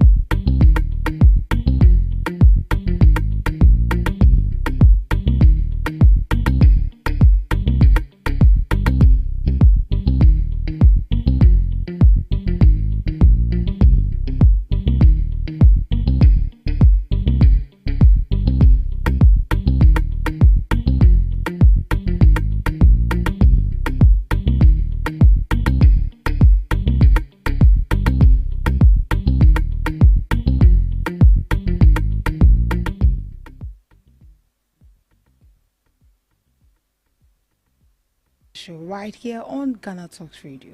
Yes, I'm here again. So we're going to hold you a bit before we come up with the main discussion. And as usual, I'm here with my knowledgeable panelists, Miss Debbie and Miss Regina Bless. Good morning once again, ladies. Good morning. You're welcome. We are back again. Yeah. Yeah, so we are just going to look into some other matters before we come up with the main discussion with Pakwesi Omari. All right, so moving on to, I think I was able to capture some things here, and I would like for us to talk about it a bit. All right, so this is actually coming from the Education Minister, Haruna Iddrisu, and he says, extend mobile phone bans to teachers, invigilators during examinations. So the Minister for Education, Haruna Iddrisu, has called for the extension of the ban on mobile phone use in examination halls to include teachers and invigilators. Speaking at the swearing-in ceremony at the new National Education Inspectorial Board, the minister stressed the need to strengthen education, examination integrity, and curb cheating in schools. The idea of a student having access to phones in the examination room is a no-no.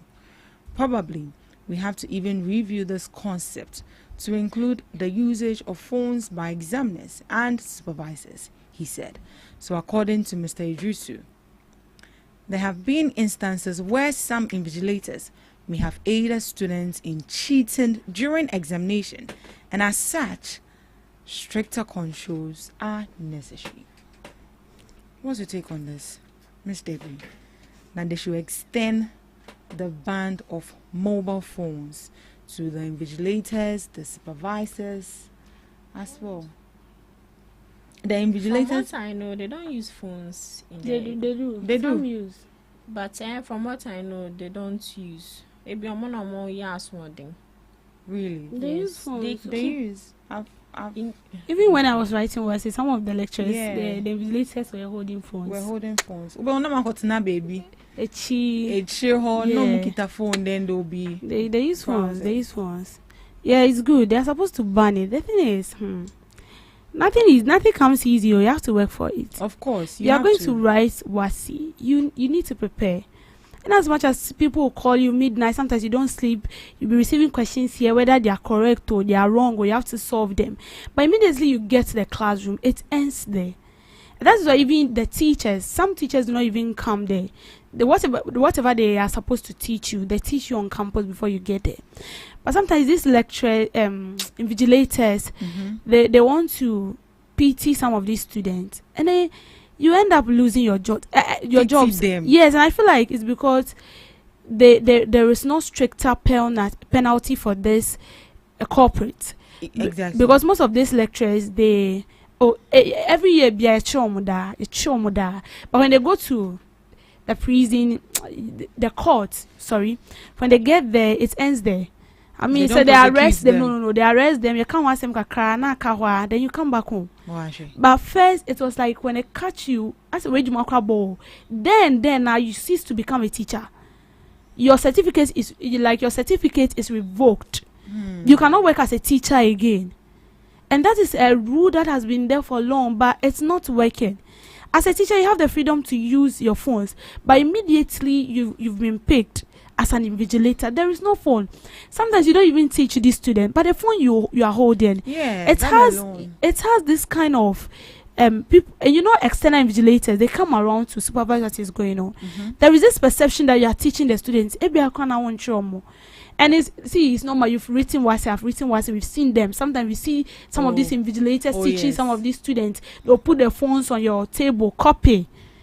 And they'll tell you when they do like this is A, when they do like this is B, when they do like this is C. Like, we know the terms, so we are familiar. But you see, it's wrong. It's wrong. It's wrong. Very, very wrong. And that is why we don't want to study. Because I know when I get there, when I see the lecture, and then sometimes they'll tell you to contribute as a class. Let's give it to this invigilator. Yeah, we do that. Thing. Let's contribute at least. Let's get like 100 cedis. Then we will talk to our school management. They also add 100 cedis there to become 200. Then we'll give it to the invigilator so that if you are in need of something, it will be so easy. It's very bad. It's bad though. And even if the invigilator didn't help you, once it's a class, you have to pay. Like you have to pay. You didn't even benefit though. But you pay. You pay. That is why you pay. That is why most of our students go into the exam hall and they have that notion that there will be help somewhere. You see, that is when you get to the tertiary institution where you have to write entrance exam. Most of them fail. Most of them fail because one person you say a grade now and you effort. If you baby never, you learnt, but when you say wait dear. If you be there, but you see, like it's funny, but trust me, it is not funny. It's becoming unbecoming. Where we see these invigilators teaching the students with their phones. Sometimes the invigilators themselves solve the questions. They give it line by line. You not pass it. But it's bad. Like, it's and immediately they see external invigilators coming, they prompt you hide it because also. Nejuma is at stake. So if they start to use some of these invigilators as an scapegoat, I think it will bring order. But if we keep arresting them, and that is the problem of this country, we keep arresting people without prosecuting them. And when you arrest people and you don't prosecute them, it's a safe haven for people to do more of what they are doing, whether bad or wrong. So with this issue, it's very important to they have to start using some invigilators as an scapegoat. Yeah, and I feel that in a way that is why most of the results sometimes delay. Because you pick some papers and then they have the same answers. They're like, hey. Yes, it's true. And sometimes they have to cancel your paper if they realize that this school maybe in mass everybody's getting A1. I rather them say mass there. Or nobody say you cannot get A1 or you can get. Oh, you can. You can actually get it, but in a case where like the whole class you are writing the same thing. The same answer. Sometimes they'll tell you write it with your own words. Like, it doesn't look. Some people even copy your name and copy your index number. You see. I think somewhere last year I had the opportunity to mark some of the papers of WASI, and sometimes when you input the question into ChatGPT, like it's the same this on that. Like I ask myself, is it that you already know the question that they put it in AI, then they learn the answers, then when they immediately come now they have to pour it out. So sometimes they get the questions, and you see. The WAEC themselves, they have a problem. They have an insider that is leaking the questions. Because you cannot tell me that WAEC set a question and all of a sudden it's all over. It's all over. They have an insider that is sending these questions. I think it has to begin from the source. It has to begin from the source, yeah. Right. Because I'm matching, see, you're on all platforms of questions. Say, so now you want to pass. You have to make your parents. Now who doesn't want to pass? But it's not bad to fail sometimes. You get it. It's not bad to fail. So if someone doesn't want to help you, allow yourself to fail. You can come back and correct it. Hey, it's painful. Miss Regina.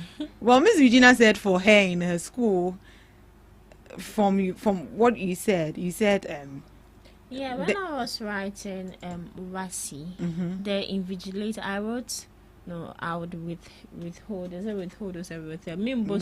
Where I wrote the exams. Right. We were the invigilators were not allowed to have phones there, so you leave your phone in the staff room.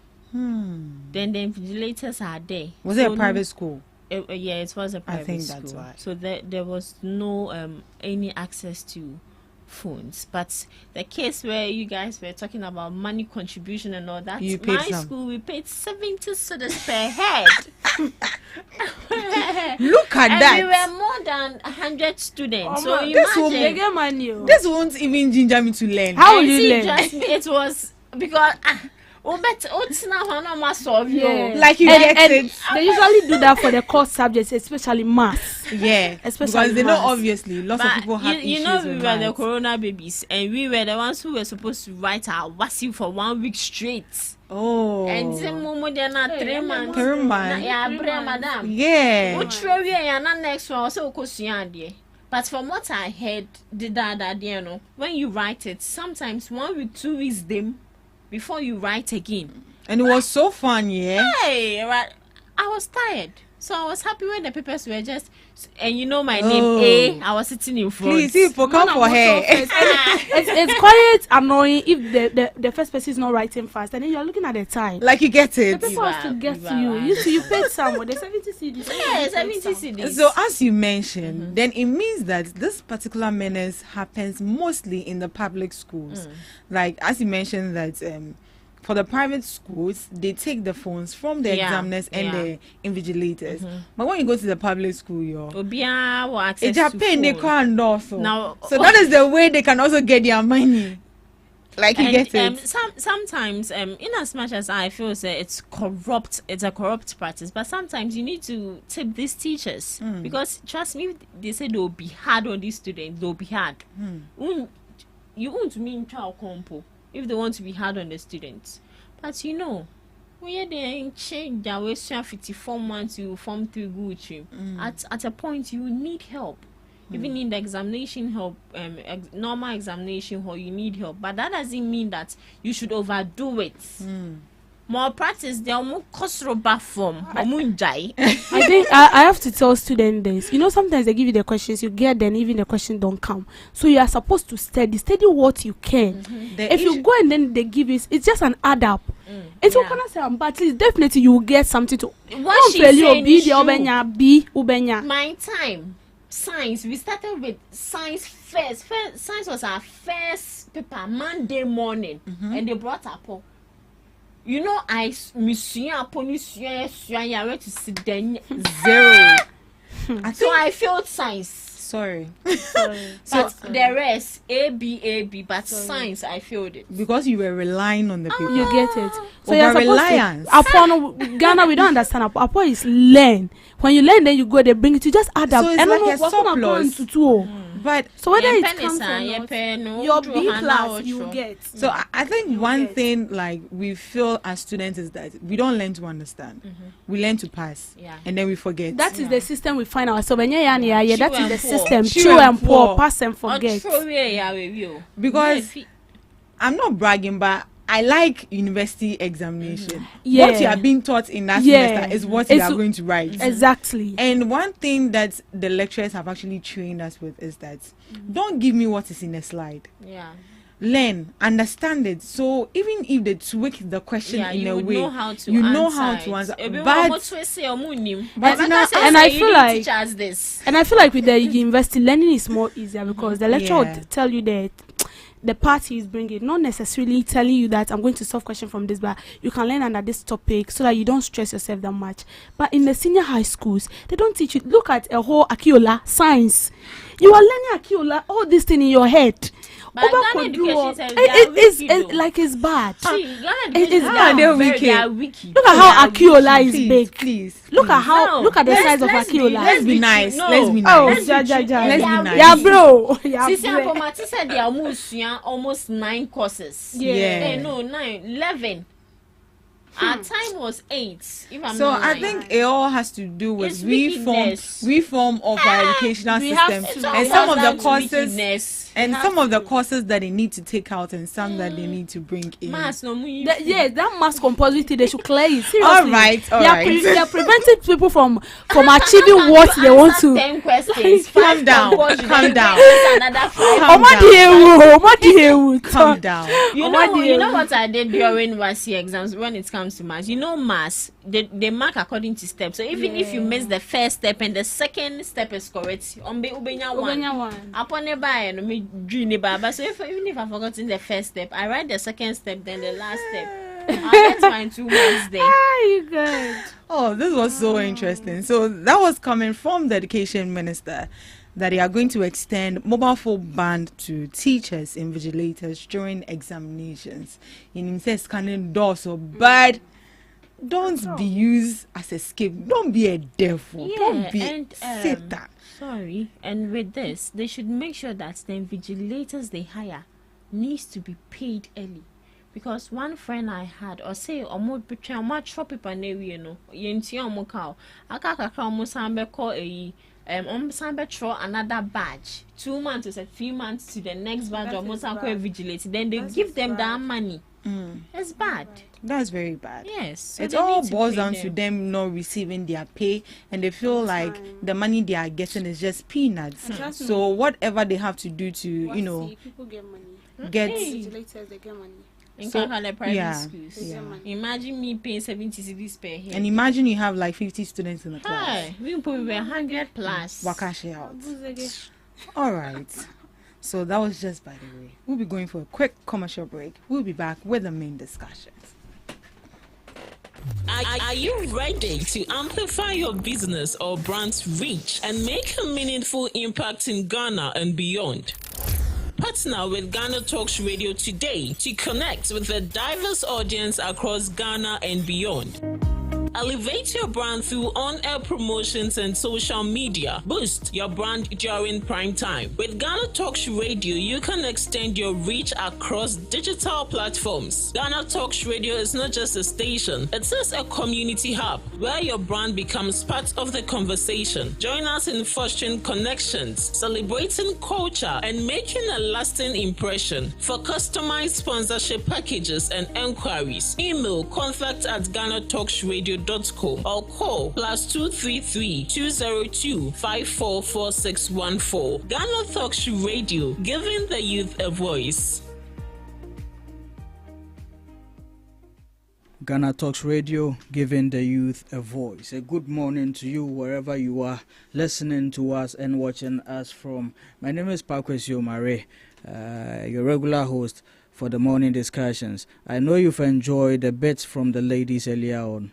They do so well for us as a country and as a people, bringing to our notice most of these concerns in the country.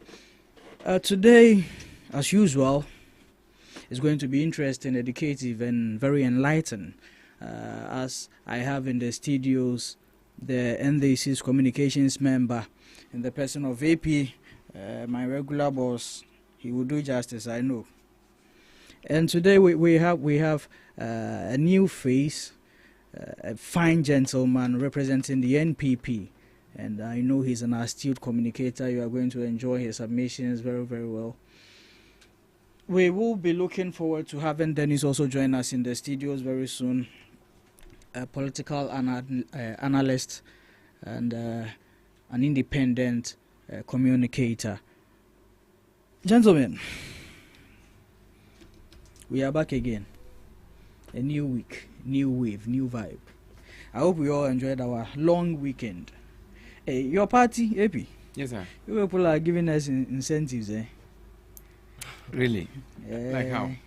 Now you are shifting some holidays to extend our weekends for us and all that.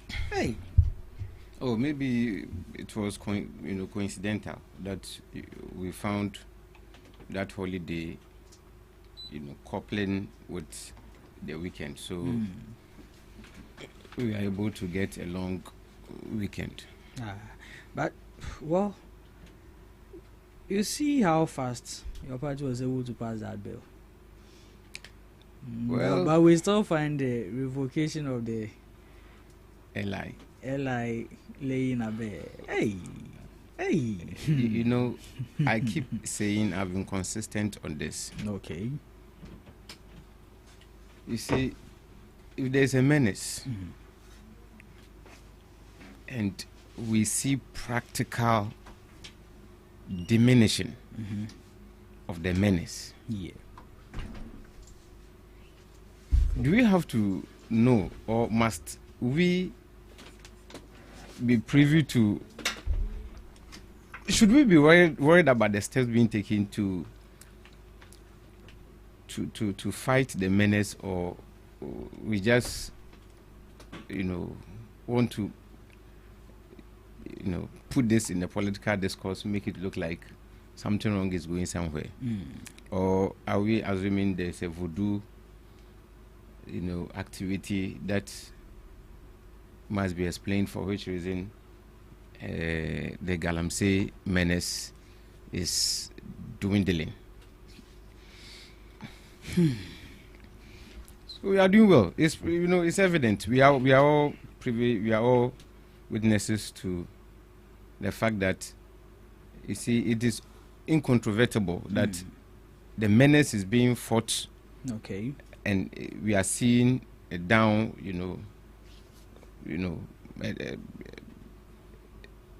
we are seeing the menace being curtailed. Okay.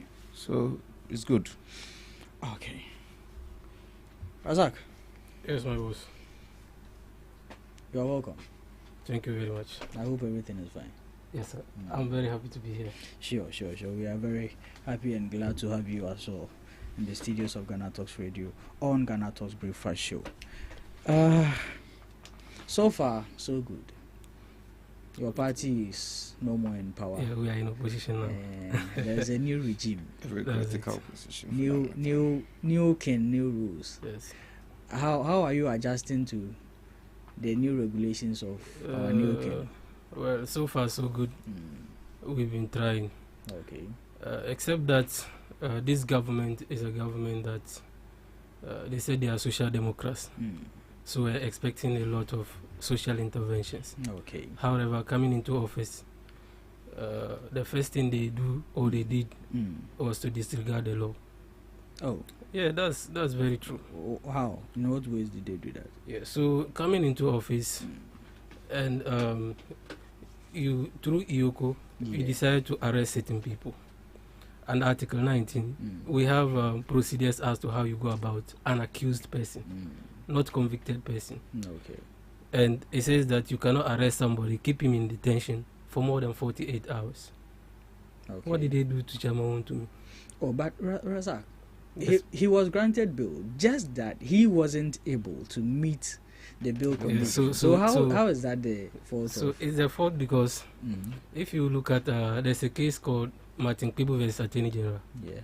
Martin Kpebu went to court to challenge non-bailable offences, where it is said that all offences are bailable. Okay. You get what I'm saying? Yeah. But if you read that case, all these things are being listed there. You cannot give somebody a bail condition that try to imply that you are trying to punish the person. How? The How bail is that? conditions they gave Chamawan to me, they were basically trying to punish the guy. In what ways? It was too much. What was too much? Expensive. The Money man- that the request you are making. Chamawan to me. Yes. The same man who wanted to buy Chelsea. But we all know some of I these think my chances. brother must know how bail conditions are constituted. Okay, they are not done in a vacuum. Yes. A lot of calculation goes into it. Yes. So if you say per law there's a problem with the bail condition, you have to explain to us why. Don't tell us that it was too big. Tell us why you think, because there are a lot of things that go into bail condition. Yes, that's true. So we've been fair. And for what he's saying, this is not the first time we have seen people being detained beyond Atuasian was given about, is it 200 million? Yes. Yeah, so that's a clear indication that it is meant to punish the person. So and your government was punishing Atuasian. So your yes, NPP was punishing. that's my view. My view is that they were just trying to punish the guy. him. And then that Hanan guy, Hanan is also in detention. More than 48 hours. That's complete disregard for the law. Okay. So, in a nutshell, you think that they are not living up to their social democratic values. Oh, okay. That's fair. That's fair. Even now, a lot of the NDC guy thinks that buying pad or sanitary pad for our women in the schools is better than free SHS. Oh, but who said that? We are in this system. We had when they communicate. Abdul, the free sanitary pad, I think it's rather in more of a compliment to the free SHS. So who bastardized free SHS and in the stead of you remember when GM was when he was in opposition? Yeah. He said that he wouldn't use, if he had 2 billion to spend, he would not spend that on education, on free education. That's what GM said. Really? Yes. The videos are there. If you want, I can furnish you with one. But you should understand that in a context. He said he won't spend it on free SHS. We've So this is a man who has, since the beginning, not want to associate himself with free SHS. Okay. Right now, it is running because there's pressure on him. He can't. You can't deny it. Yes. Okay. That is not true. Okay. That is not true.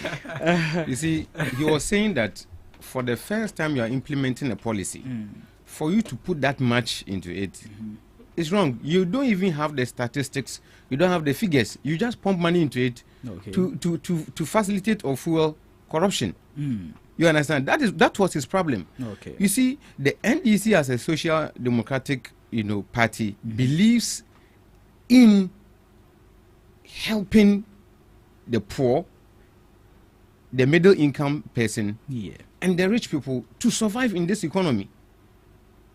It's at the heart of the party. Even though me personally, as an economics student, I have a problem with free education. I have a problem with a lot of policies that have been implemented in this country. And some of them, in my estimation, they are just vote buying policies. Look, really? Yes, as a developing country, the most important thing is create sustainable job for the Ghanaian person. Okay. You understand? Yes. Create sustainable, the underlying word, sustainable job. Okay. For the Ghanaian, or sustainable jobs for the people. Because when they have that sustainable job, they will be able to cater for all the bills that comes their way. Okay. But you don't deny them employment and bring them half-baked policy instead. Okay. You see, it's a problem. I don't think any, learned economist will exchange, or would argue with me on this matter. Okay. Go to the developed worlds. That's what they have done. Okay. He made some statements that I want to come in. Please, 1 minute. Yes. So you talked about sustainable jobs. You see why we are having issues right now. You come to tell a Ghanaian that you are going to create job through what's the policy? 24-hour economy.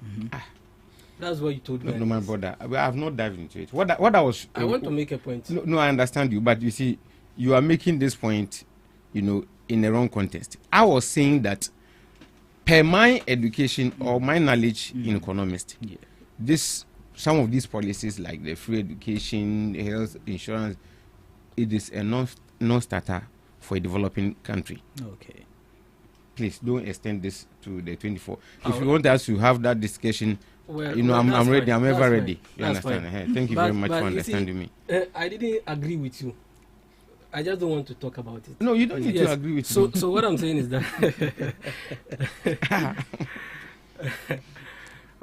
that my boss.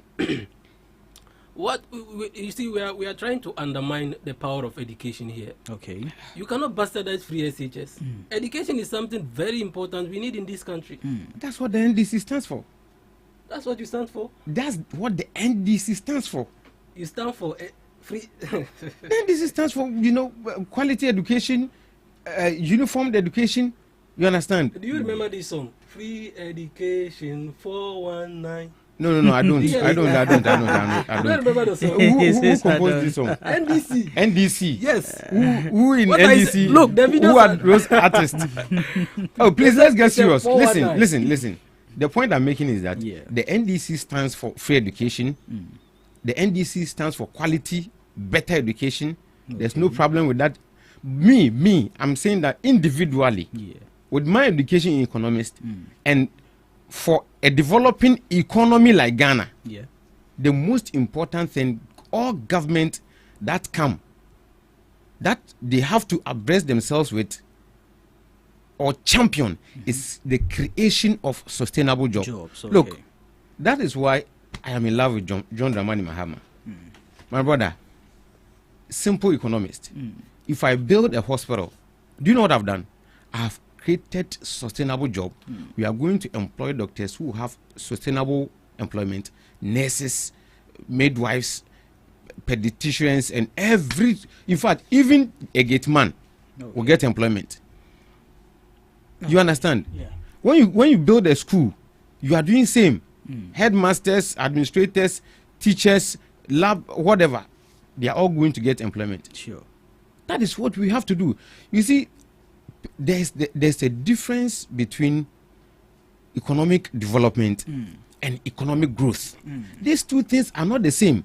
All governments that are being elected in the foreign land, in the developed world, they concentrate on economic growth. They have to expand. Sure. They have to ensure that services reach all citizens. Sure. But you are a developing country, so it means you have to develop within the context of economic projects. Okay. We have a long way to go as a country, honestly. That's fair. Let's get into the main conversations for the day. Okay, sir. After the 2024 elections, there has been some bone of contentions in regards to some particular constituencies, and Ablekuma North is deemed to be one of these bones under contention.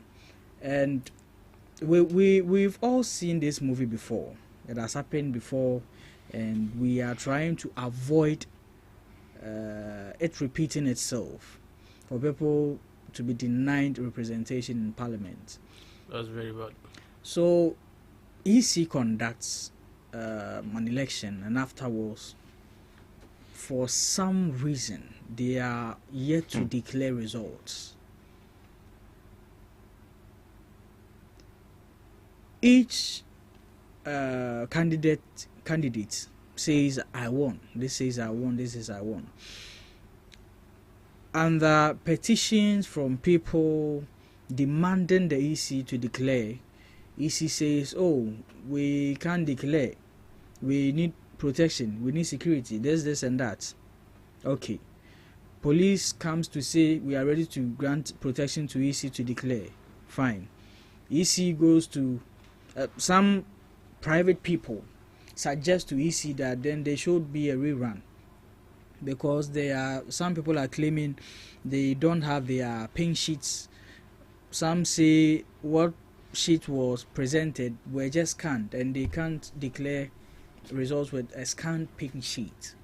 So all these things put into context. Last 2 weeks we saw the deputy chairman for the EC in parliament, who stated emphatically that they are not going to have a rerun of the elections. All they need is security to proceed with declaration. Fast forward a week after, EC comes out to say, now we are going to have a rerun. Okay. One party is in support of this rerun, the other is not in support. Why is your party, the NPP, is in opposition or opposing to the rerun? Okay, so thank you very much. Sure. Before I delve into this, the preliminary questions we have to ask is one, by law, does the EC have the power to conduct rerun? That's one question. Okay. Number two, why the sudden change of decision? These are two preliminary questions I want to ask. You want to ask, okay. So clearly, by law, EC cannot, or EC doesn't have the power to order rerun. That's what I want to state. Okay. Before so that we have the basis. All right. EC doesn't have the power to order rerun. Okay. It is only the court that can sit on the matter, make a determination, and order for a rerun. Okay. And what the court did is that the court ordered the IGP and the police service to provide security for the EC to collate and declare results in Ablekuma North. Let me ask this question before we move on. Was the matter taken to court? Yes. Okay. It was taken to court. Okay. And the order from the court was that provide security for the EC to collate and declare results. Okay. So that order is still pending. Okay. They have not been. It has not been respected. Okay. And now, Bosman Asari went to Parliament under oath. Under oath. Yeah. He told Parliament that there are only three polling stations that are yet to be collated. Emphatically, under oath. Sure. So now, is it 1 or 2 weeks later? Later, you come to tell Ghanaians that you are going to conduct a rerun. What are you scared of? In 19 polling stations. In 19 polling stations. And one thing you should know is that out of the 19 polling stations, one of the 3 polling stations he declared in Parliament is not part of the 19. The 3 that he said they are left to be collated. One of them is not part. So where has it gone to? When was it collated? Okay, so probably that one would be collated and not have a rerun. The 19 is supposed to be. Yeah. So the question we are asking is, why do you want to exclude that? When you have alluded to the fact that in Parliament, the lawmaking body of our country, the Speaker himself was there, and you told everybody, all Ghanaian, every meaning Ghanaian that this has not been collated. Okay. Now you want to conduct rerun, and you exclude that polling station. I don't know if I can get the name. Is it Glory Land? Glory Land. Glory Land. Okay.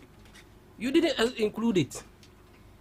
So if you want to say like, okay, I want to collate that one later, why? So at this point, the belief is that the EC, they are not trying to fight for their stomach. They are not working in the interest of the country. Okay. Or they don't want clarity or fairness in the process. Because you see, a few days ago, the chairman of the NDC came live. And he said that EC and the entire board should be sacked. So looking at this in conjunction with the statement that the EC has released, every well-meaning Ghanaian will come to the conclusion that, look, they want to sack these people and they are trying to protect their jobs. As simple as that. So that is. And look, under Article 46, the EC is supposed to be independent. Okay. So we must not make it look like government is attacking EC or state agencies. Okay. So it will be bad for our democracy. So you don't believe that the EC is acting under independence? No, they are under some influence. The EC is trying to protect his job or their job. They want to protect their job. As simple as that. Okay. Abi. Yes, sir. The EC is protecting. By this country, So what is the antidote? To what? To the kind of. It's like, you see, let's pray. Let's pray that anytime we have leadership for this country, the leadership should be such that it should be God-fearing. They should be people who have the interest of Ghana at heart, and not their partisan political parties. And then the pursuit of their own greed. I have always advocated for independent institutions. I've always said that it is for all the good that we will have an independent, or we'll have independent institutions running the affairs of this country. You see,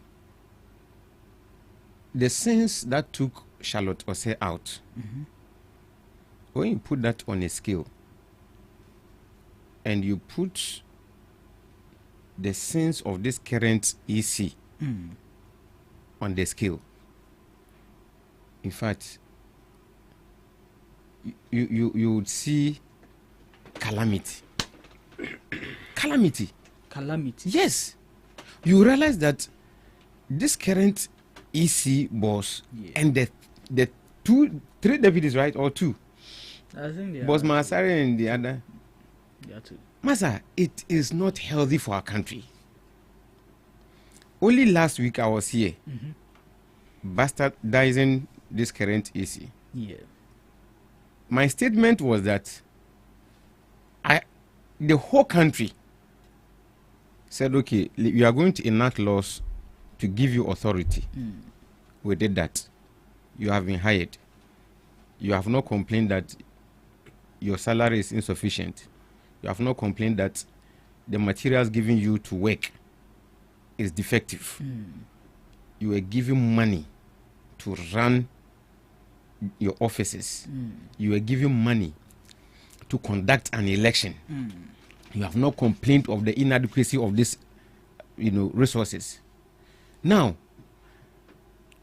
just go conduct an election, put the records on paper, declare, everybody go home. That's all. Just go count votes, put it on paper, get the individuals involved to append their signatures. Your work is done. That's all. Okay. And a whole EC could not do simply this. What is the motive? This is shocking. This is surprising. So you see, your time will come. I've always. He has made some statement that we have. So you pen it down so that I'll give you your time you can rebut. I'll give you the time to rebut. You see, Pa? Yes, sir. So my brother here is confirming my stand some week or 2 weeks ago. The whole MPP is confirming. They are aligning themselves with my stand, my position. Okay. That this EC must go. She must go. And the 3 deputies, the 2 deputies assisting her, they all must go home. They are incompetent. They lack everything, that gives a public officer the authority to be in office. Okay. They don't have anything. Okay. You see, Pa, Maybe. This is the case where even the political parties involved have records that the EC itself doesn't have. Is this not shocking?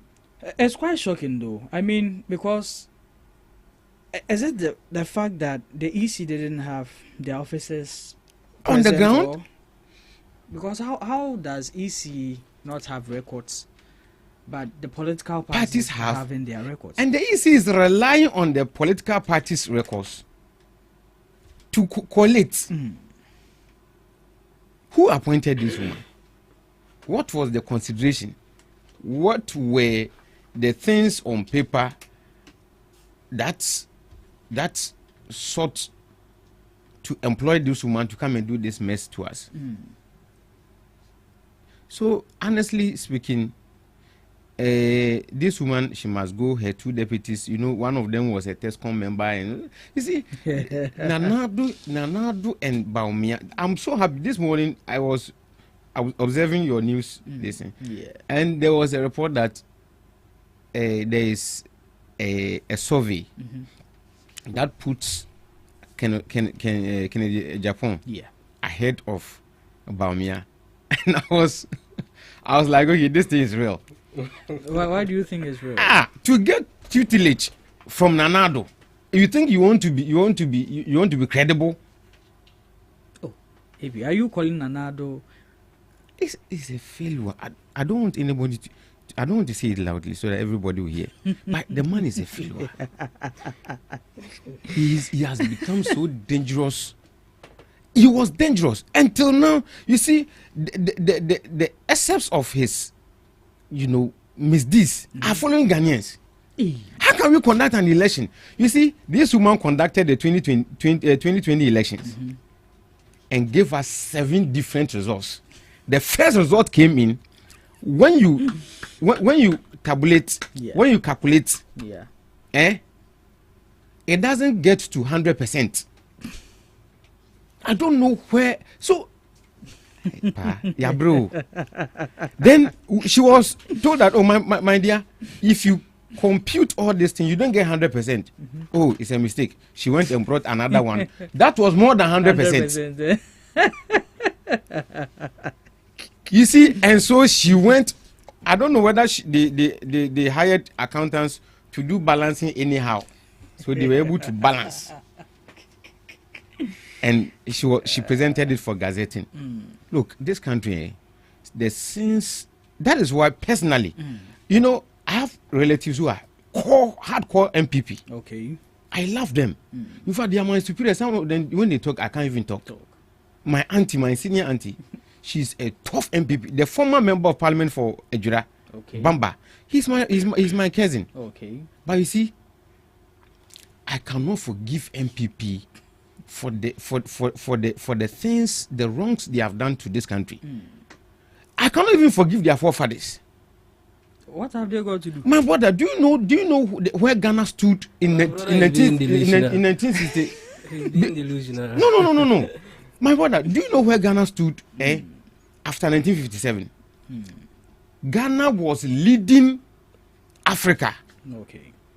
Industrialization was happening in Ghana here. In fact, hardcore industrialization. So it's not this. Why do you blame the forefathers of the MPP? So, only in 1966, those who founded MPP, they maliciously punished Ghanaians by giving the country back to the Europeans. My brother, do you know what was happening when I was in level 200? My economics teacher, he was teaching us and told us that, in fact, the Gans, I'm sorry for saying this, that the Gans did something that also hurt the destiny of this country. Said, wow, you are a Gan. You are also he's a Gan. He was a Gan. Okay. Do you know what he said? No. He said Nkrumah told them that all the people living ashore from Kaswa to Kolegono to Teshinungwa, Nkrumah told them that all of them should come inland. Okay. So that all those places will be places where he will establish factories. Wow. So that factories always need water. They will purify the seawater, feed it into the factories. The factories will need electricity. So they will use the water to create hydro energy for those factories so that they will not eat into the grid, the national grid. Okay. All this brain, all these initiatives. So what happened that but he said something I cannot say here, that the Gans refused because there are places of worship or their gods, some of them are. Do you understand? But these people, sold these countries. You're ending in 1 minute. So please, the EC, just as I've been advocating, she should go home. She's not fit for purpose. She's not fit to lead an institution like the EC. You see, an institution that determines the destiny of the country. Of the nation, And you are this incompetent. I don't know what. The last time I told you, if she knows what is good for her, she should just take her handbag, put the makeups, everything inside. Then she should leave the office. The last time I told you this. You see, what is about to come in is hotter than what she's seeing now. Now it is the turn of the MPP. We, the youth of this country, will hit the streets to demand her sack. Thank you, AP. Razak, you have something to say, but before you go on, yes, sir. Which you will only be doing 2 minutes for your rebuttals, please. Okay. But let me ask this: do you stand in agreement for those calling for the EC to be sacked? Looking at her performance. Okay, so I am not in complete agreement. You might have your issues against the EC, but the EC has conducted 2 successful elections. Okay. We cannot discredit that. Okay. It's a good thing for our democracy. Elections which were marred with death and all that. And inaccuracies. So that one, you cannot put the blame on the EC. The security agencies are there. Okay. You understand? No, but please let him know that when elections are being conducted, I have to all the security people are under the EC. Thank you. Yeah. Yes. So he talked about Ablekuma North, where he made mention that the EC couldn't do due diligence. Yeah. But for failure to collate. But it is important we make it known that the distractions at the collation centers of Ablekuma North was caused by the NDC. Okay. There's a man there. He's called Kalamu Adamu Musa. Okay. That man is now the MC. Hey. Yes. So this is the reward your mama has given to him for causing the distraction at Ablekumanov. Okay. He went on to say that Akufo-Addo is a failure. You see, when we are making political communication, let's be frank with ourselves. Your mama came and let us sleep in darkness for like 8 years. Sorry, 4 good years. Are you sure? 4 good years. So and let me tell you this. A friend of mine told me the other time that he preferred to sleep in darkness than to buy kinky 5 CDs. I was like, hey, my brother, a graduate, you are looking for a job. If there is no electricity, can companies, factories work? No. You need electricity for the companies to work, factories to produce goods. And these are places where you get jobs. So you can't tell me that Akufo-Addo is a failure when he has contracted about 9 factories in this country. 9? Yes. Okay. Our first ever this thing to be produced at St. George constituency. Pram. Yes, vaccine production facility is there. Akufo-Addo, that's the legacy. You can't call that such a man a failure. Free senior high school that has taken a lot of students who were at home because they couldn't pay fees. You can't call such man a failure. Let's be frank when we are dealing with these issues. Okay. Industrialization is the best. It's the best way to go, as you talked about sustainable jobs. But let's make factual analysis and factual submissions. Because Akufo-Addo has performed better than your government in terms of industrialization. Really? Yes. Okay. Who has constructed about 9 factories in this country before? Mention 3 of them to me. I just mentioned 1. There's one in rice processing factory. Where? In northern region. Where in northern region? What was the name? Okay, let's move on to the other one. I'm trying to get the name. Yeah. And there's one watermelon processing factory in Wali. Watermelon processing factory, which was constructed Akufo-Addo from beginning to the end. Okay. You are calling this man a failure. What do you mean? What are you talking about? Okay. That's complete falsehood. Okay. Yes. All right. I think we have Dennis in, so Dennis will just join us in the studios and then give us his own thoughts independently. My brother, because I know that both of you will just speak in favor of your parties. But I know both of you, that's what you are doing. But let me get Dennis to give me a neutral. You know me, Pakwesi. I know. I am somebody who is a patriot. Yeah. I like to pursue the agenda of the Ghanaian people. Okay. You remember the issue of the Pualugu factory, tomatoes factory? No, the dam. The dam. The dam. Yeah.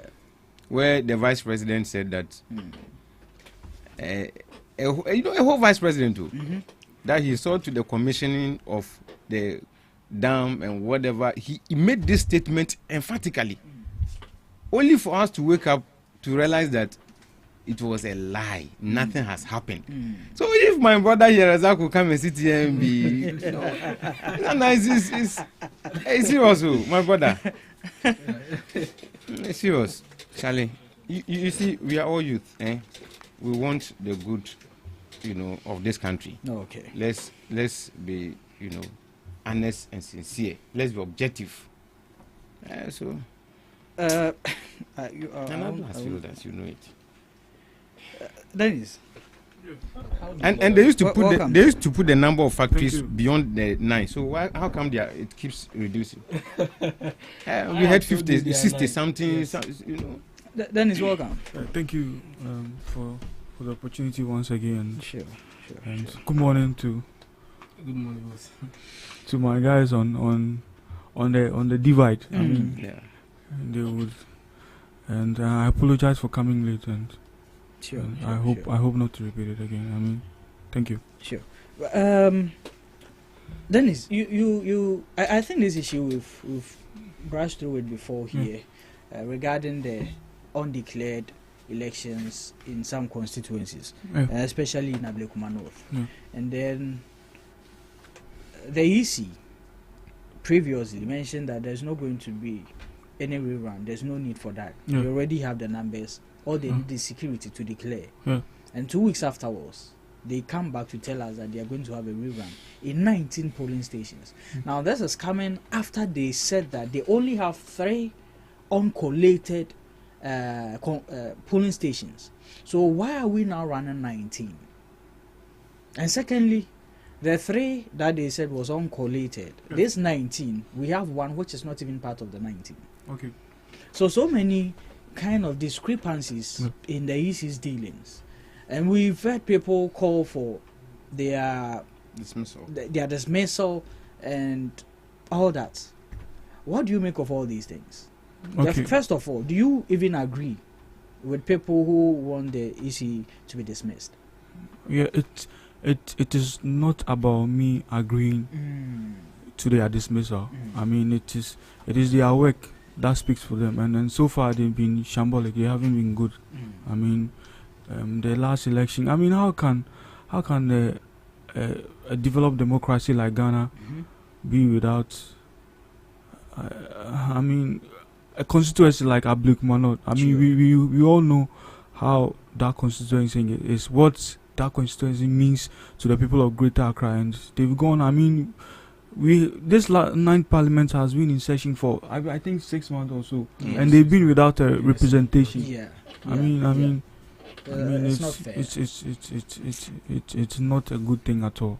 So I think on that grounds, I mean, the last elections, it was troubling. It was trouble. So I think they don't need to be there on that grounds. Yeah. Okay. But moving on to the with the way run, I mean, it's common sense. I mean, both parties from the NDC and the MPP, and they have conflicting results, and no one, and they seem not to agree with each other's results. Okay. You understand? Yeah. There is no middle ground. Okay. So the best thing you do is you go for a rerun. Okay. I mean, the best thing you do is the NPP. You know, it's not about disagreement too. The EC doesn't have the record. The NDC has part of the record. The MPP has part. Yeah, so it's still, you see it. There's still some sort of disagreement here on both on both ends, the MPP parties, and the NDC end. Is there a common ground? We are not even disputing each other's record. No, you guys are. No, we are not. But you see, it appears. Your contention is that the NPP presented scanned copies. And so, based on that, EC cannot rely on that to declare. Yes, of course, and that is true. But then, Razak, is this not in dispute when you present you present a scan copy, and the other party is saying that no, we can't work with this? You know one thing. It's still in dispute. You know, when MPP presented part of the results, the NDC presented part of the results. The EC was forced to. Last week, I made this statement. Was forced to accept those, but later on MPP brought 35 scanned copies. Then the NDC says no. This is scanned. Do you know what? We can't work with it. Do you know what? The issue of presenting conflicting evidence. That is what has brought us up to this stage, where a democracy, a well-developed democracy like Ghana. I mean, how can we run 6 months without a representation? You see, there's no justification to it. So the common sense, you apply common sense here. So you just throw everybody out. Just rerun. Now the problem is that, sir, let me come in. Okay. You said they should throw everything out and then do figuratively. And do a rerun. Figuratively. Yes. So we are asking questions, and they need to be answered. Okay. You come to Parliament to tell them that you are not going to do a rerun. The reason for saying that was that you have all the documentation needed to do the rerun. The collation and declaration. And that it is only 3 that you don't have. So even if there should be a rerun, it should be the 3 and not 19, which exclude one of the 3. Okay, that's troublesome. As at the time they made, it's questionable. Do you know we all should come together and accept that some mistake have been made. You understand? So let's figuratively, let's throw everything else. Start afresh. Wherever there's contention, we rerun, and then we move forward. But the NPP is saying that that's the EC. Do you know these people when both the NDC and the MPP when dealing with them? I mean, there's no way you can come to a middle ground. They would always So banter like they are doing here. And their justification for why they are not in agreement with it. The NDC agrees to the fact that okay, let's have They should do the rerun. The NPP is saying that does the EC even have the powers to do the rerun, to grant a rerun? Yes, because the case they say has been taken to court. Okay, and courts only granted the permission for security to be provided for collation. So why is the EC authoritatively? Okay, so it's simple. The MPP should go back to the court. Okay, so the EC is saying she's going to reconduct the elections in 19 polling stations. Yeah. You understand? Yeah. So far, you see, we are agreeing to one thing. The EC is bad; she must go. Please, are we on the same page? On the same page. No, you can't agree. No, I'm not deciding. I'm asking because I've heard Kodia and big hips in the MPP say that the woman is bad business. She has to go. No. Oh, she has to. She didn't say that. Sorry, he didn't say that. No, okay. Okay. He didn't say that. Okay. So you still want the issue? Let's make progress on this issue. Let's make progress on this issue. There is pressure being mounted on the EC. Okay. And as I've already stated, if you look, if you watch the video of Asirun Ketia, you would know exactly where this is driving at. You cannot say that you are not going to do a rerun, and then all of a sudden you want to take back your words. Why? So are you saying the EC because you have been threatening? Is conforming to, how was that a threat? Asirun Ketia is, let's say, another. He was speaking. He doesn't even have authority. He doesn't have an influential person in the NDC. Asirun Ketia cannot sack this woman. He cannot call for aid. He has to. The only thing is we all suggest the only person who has the mandate, even the president cannot sack her. If you care to know, the president cannot sack her. Okay. Where is the appointing authority comes from? So per the law, it has to go through procedure. Yes. So you can't say even the president. And the procedure is not determined by the president. Okay. My brother, the EC is a bad business. She has to go. The two deputies must follow. Okay. Then is your finally. Finally, I'm in full support of the rerun. Let's rerun. Let's make progress and what is the NPP fearing at all? What is your fear? Look, we are only worried about the inconsistencies and the way things are going. She has been inconsistent, not today. We have the fear that justice at the end of the day will not be done.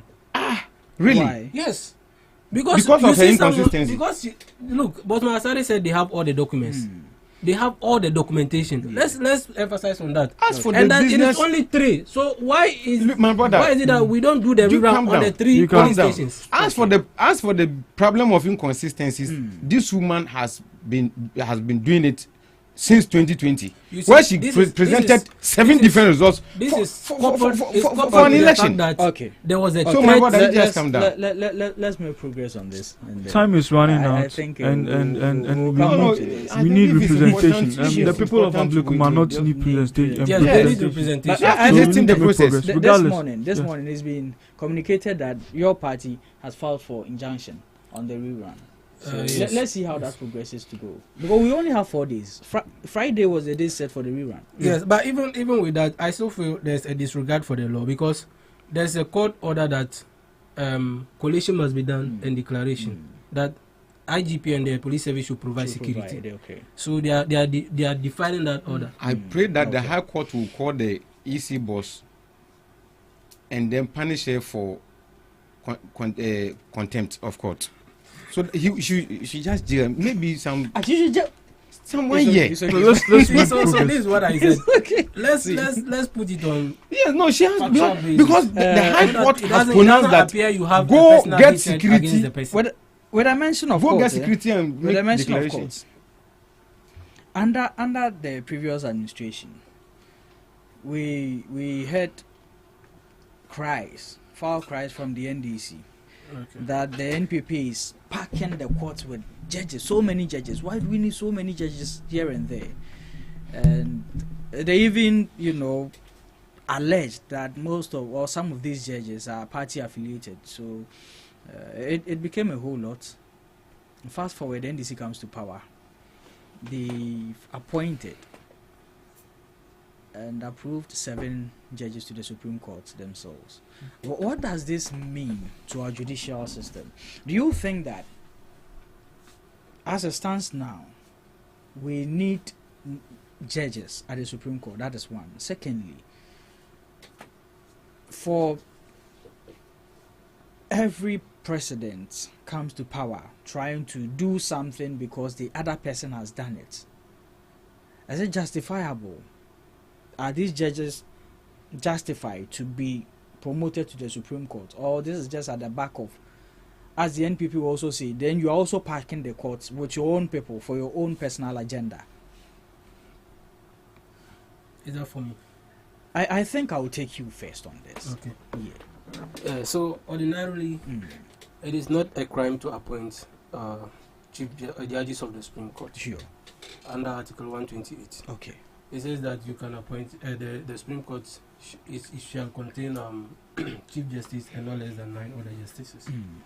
So the maximum is not given. Okay. What it means is that you can appoint as many as you want.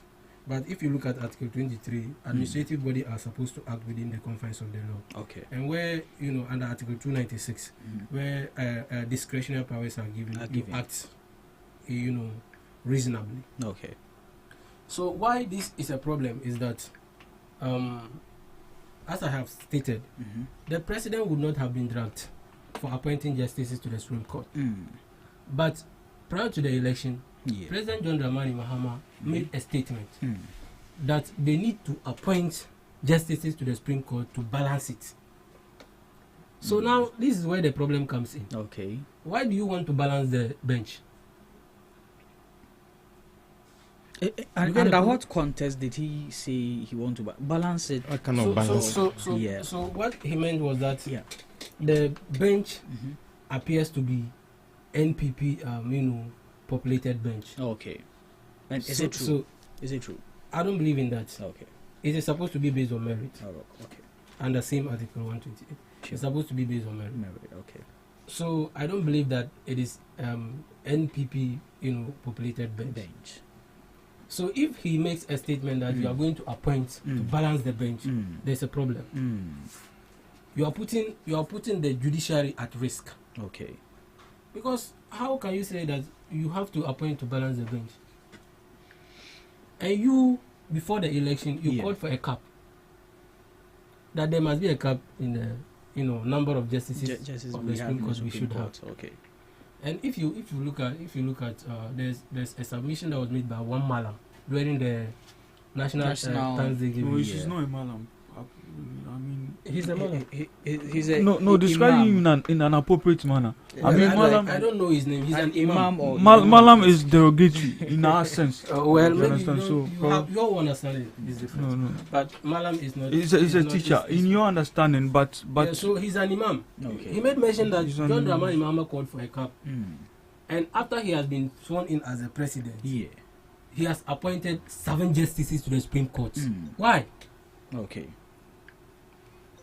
So this is a government of inconsistency and a walking contradiction. Yes. Some judge on air, he said that, look, this government is moving around with 28 Land Cruisers. Few days into office, he went and bought brand new Lexus. Oh, but what is wrong with... Aside that, President Mahama moves with about 38 Land Cruisers. Hey! Really? Yes. When this country, when he accused Nanadu of moving, Razak. Yes, Razak. moving. Mahama moves with 38. I have the picture video here. Do you want me to show it to you? Razak, for this one. Should I show you to you? Show it to me. Forward it. I'll let my producer show it to us on. 38. And when was 38 that? 38 Land Cruisers. When was that?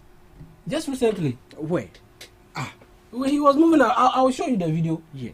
Moving around with 38 Land Cruisers. When you accuse the government of moving around with 28 Land Cruisers, with one Land Cruiser carrying a chair for the president. So this is a walking contradiction government, Q-led government. So right now we are having the fear that with what is going on, our judiciary is not stable. Okay. Because justice is supposed to be seen to be done. You get what I'm saying? Yeah. And not having the feeling that you've been cheated coming out of court. That is very bad. Okay. So when you were appointing judges to the courts, the judiciary wasn't in any of After the time, we had only 13 justices of the Supreme Court. Okay. You have come to make it 20. Okay. 20. That's fair. It might be 21. The Chief Justice might come back. So. Yeah, but thank you, Deraza. AB. This country, it's not easy. You see, just as the law stipulates, the Supreme Court must be composed of the Chief Justice and not less than 9 other judges. So it is imperative that anytime there's any, formation of the Supreme Court, we take into cognizance some of these provisions of the Constitution. Okay. Now, I don't have a problem with any president hiring people into courts. My problem has always been the determination to ensure objectivity. Because sincerely speaking, whether you put your own party members or your family members in court, as we have seen, some presidents do, it will still not inure to your political benefit. This country, no matter how we get Nanado's kind of leadership in this country, the spirit of Ghana will always protect Ghana. Look, what do you mean by Nanado's kind of? He has become a template too. To what? My brother. A template to what? Look. How do you describe Nanado's leadership? Let me tell you. Let me educate political science students. Anytime you find a question, what is bad governance? What is bad leadership? Don't waste your time. Just write Nanado. And no examiner. I'm telling you. Do you know why? You are misleading the people. No. Do you know why? People are listening to us. You understand? People are listening to us, and people are learning. In all sincerity, if you say this and someone goes to say this or repeat what you just said in an exam, the person will be marked down. Are you sure? It's not fair. No lecturer, no authority will mark the person down.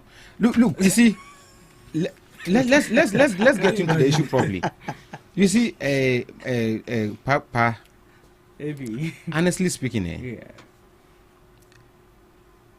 if you find a situation where people in opposition are fighting and defending people in authority, then you should know that inherently they know they didn't do things right.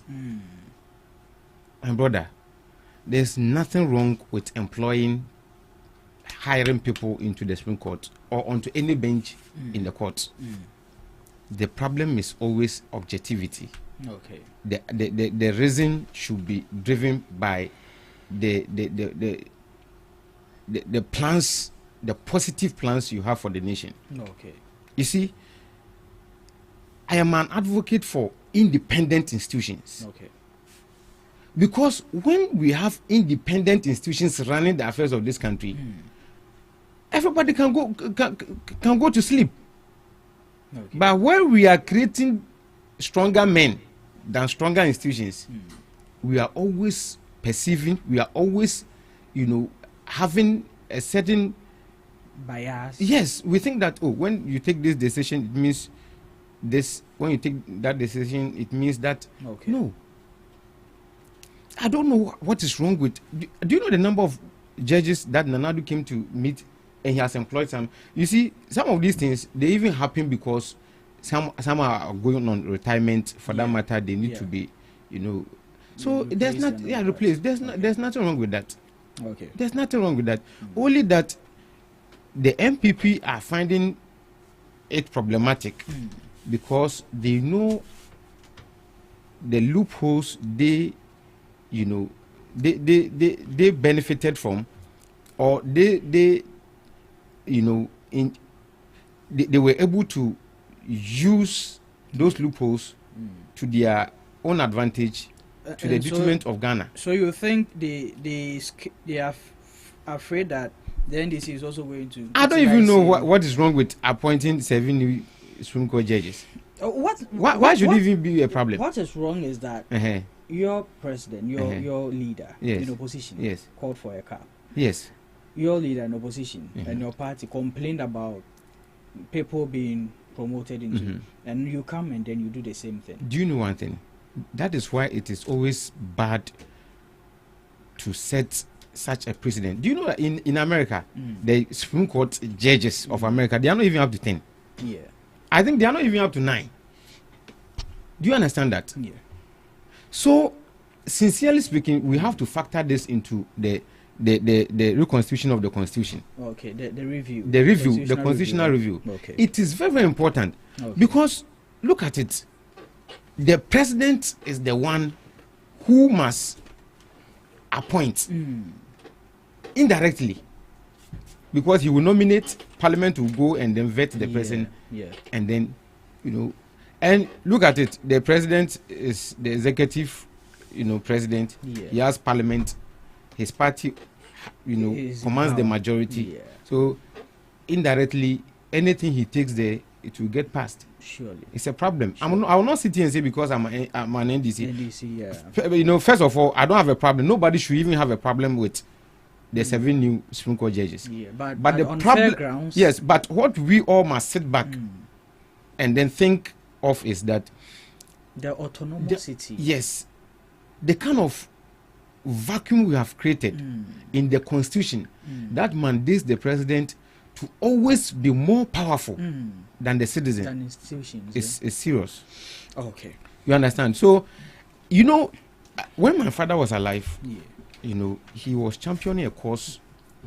Can you wrap it up with this one? With, he was championing a cause, and that speaks, or that seeks to make that, or create a second chamber of parliament. Okay.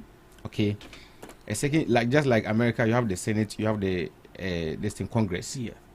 So the Senate will make their laws, then the Congress will deliberate on national issues, pass and make it, So, because when you leave everything into the hands of the president, he becomes more powerful. And in the unlikely event you get somebody like Nanado, the person will in fact will make nonsense of the law, because there's a loophole, because there's an advantage the person can benefit from. That I pray that, for which I pray we don't get a president like him again.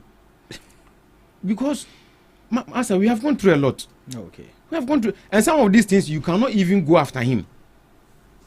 Only because the Constitution was saying he can use his own discretion. Okay. And I can use my discretion arbitrarily. Okay. Okay. Thank you. We should have a Constitution. That's not what the Constitution is saying. How can the Constitution? That's why I referred you to Article 296. You must have a look at that. If you have discretionary power, you work within the confines of the law. Okay. Thank you, gentlemen. The law is permitting you. Both of you have made your submissions. We thank you for that. Now let's take the news. Okay. Thank you once again for this opportunity. Sure. I remember meeting Professor Prempe. The Constitutional Review Committee. He's the head. I mean, he's chairing it. And we met with him in my director's office at the University of Ghana, and one of the key recommendations that my director made, it is private, but I mean this is a national discussion we are having, so it is proper that I bring it out. He mentioned to him that we should look at the judiciary. We should take a second look at the judiciary. I mean, things like this will always happen. I mean, it will always happen when the president, like my brother said, has too many powers. The judiciary should truly be independent. Should truly be independent in the sense that, I mean, when you have loopholes and you don't have a good leader, I don't want to mention him. The leader will take advantage of the system and make it useless. Understand? I mean, will make it useless. You understand? Because I mean, I don't know. We need to overhaul the system, and I hope Professor Prempe will take a good look at the judiciary and And I mean, we should erode the president of some powers. I mean, the judiciary should be made independent, and appointment should to the Supreme Court should at least emanate within. Do you know? I like the point you are making. Yeah. It should not even emanate from the presidency. It should emanate and you know from one within. thing, we have to decouple the parliament from the executive. Okay. The provision of the constitution that says that the president must appoint, I think, is it 70% or 30% of ministers from parliament? From There's within, a percentage the president must draw. Yes. You know, it's how can you? And we say the parliament is independent. It cannot be independent. Okay. Hey, in fact, it's time. It's time we have to change the trajectory So of events. we need a total overhaul because our constitution is framed in such a way that it's like, I want to borrow the words of my brother. If you have any stupid person in the helm of affairs, they will take undue advantage of the system. Wow. You know, like we've seen in the past. Yes. Yeah. It's So serious. we should take a good look at the judiciary. I mean, when the citizens of a country loses hope in the judiciary, then it means we are lost. We are lost. Okay. We are lost. So we should take a good look at the judiciary. I know there's a legacy term for His Excellency John Dramani Mahama. So we beg him. I mean, I know Professor Prempeh will do a good work. Okay. When he does it, he should implement it, knowing well that he is doing Ghanaians and future generations good service. A good service. Okay. So that's all I can say on that. Okay. Thank you. Thank you, there, gentlemen. Now let me take you whilst you're on it. The president government has inaugurated the National Anti-Corruption Strategic Working Group. Okay. I think that this came off just recently, championed by the Chief of Staff, and what do you make of this? I know you are one person who is, I mean, you hate corruption. Yes. Die and die. So last week I was discussing with my stepmom, and he was saying that Ghanaians, we don't pay tax, so we need to extend the tax base. And I was saying, okay, currently our tax base population it's over around 50%. Okay. Should we even extend it to maybe, let's say, 40%? And still there is indiscipline in the sense that there's still corruption. What have you achieved? So the main vein is to deal with corruption. It's to do with indiscipline. You understand? Indiscipline. We saw it in the past. There was so much indiscipline. It's as if anyone from anywhere could dip their hands into our coffers. I mean, there was so much indiscipline. President Mahama told us that he was going to open the books for us to appreciate the mess the MPP government caused in the 8 years that they were in office. He hasn't done that, and I'm hoping he does. I mean, you are NDC member, so I hope you will do that. Yeah, because corruption. Why is Razak laughing? Do you know what? It is estimated. That's how they are. I'm just wondering. Sometimes when they are working, you say corruption, then they will tend. It is estimated that Ghana, looking at our size, we lose $2 billion. No, $3 billion a year. Okay, 3 billion. To corruption. Yes, to corruption. To corruption a year. 3 billion. It's a big deal even in U.S. economy. 3 billion is really a big deal. So corruption, we should deal with corruption with brute force. Yes. Understand? With brute force. I mean, and Mahama, I trust him. You know, our brothers up north, they are very sincere. Okay. They are not so corrupt. Okay. So I believe, and I trust him that I believe you do a good work. I believe you do a good work with corruption. Okay. But in a nutshell, what do you expect from this group of people? No, I'm saying. What do you expect from this group, this working group of anti-corruption strategic planners? Okay, I mean they should. The plan, whatever they come out with, should be a working one. Okay. And it should be a working one in the sense that, I mean, it should come to stay. Okay.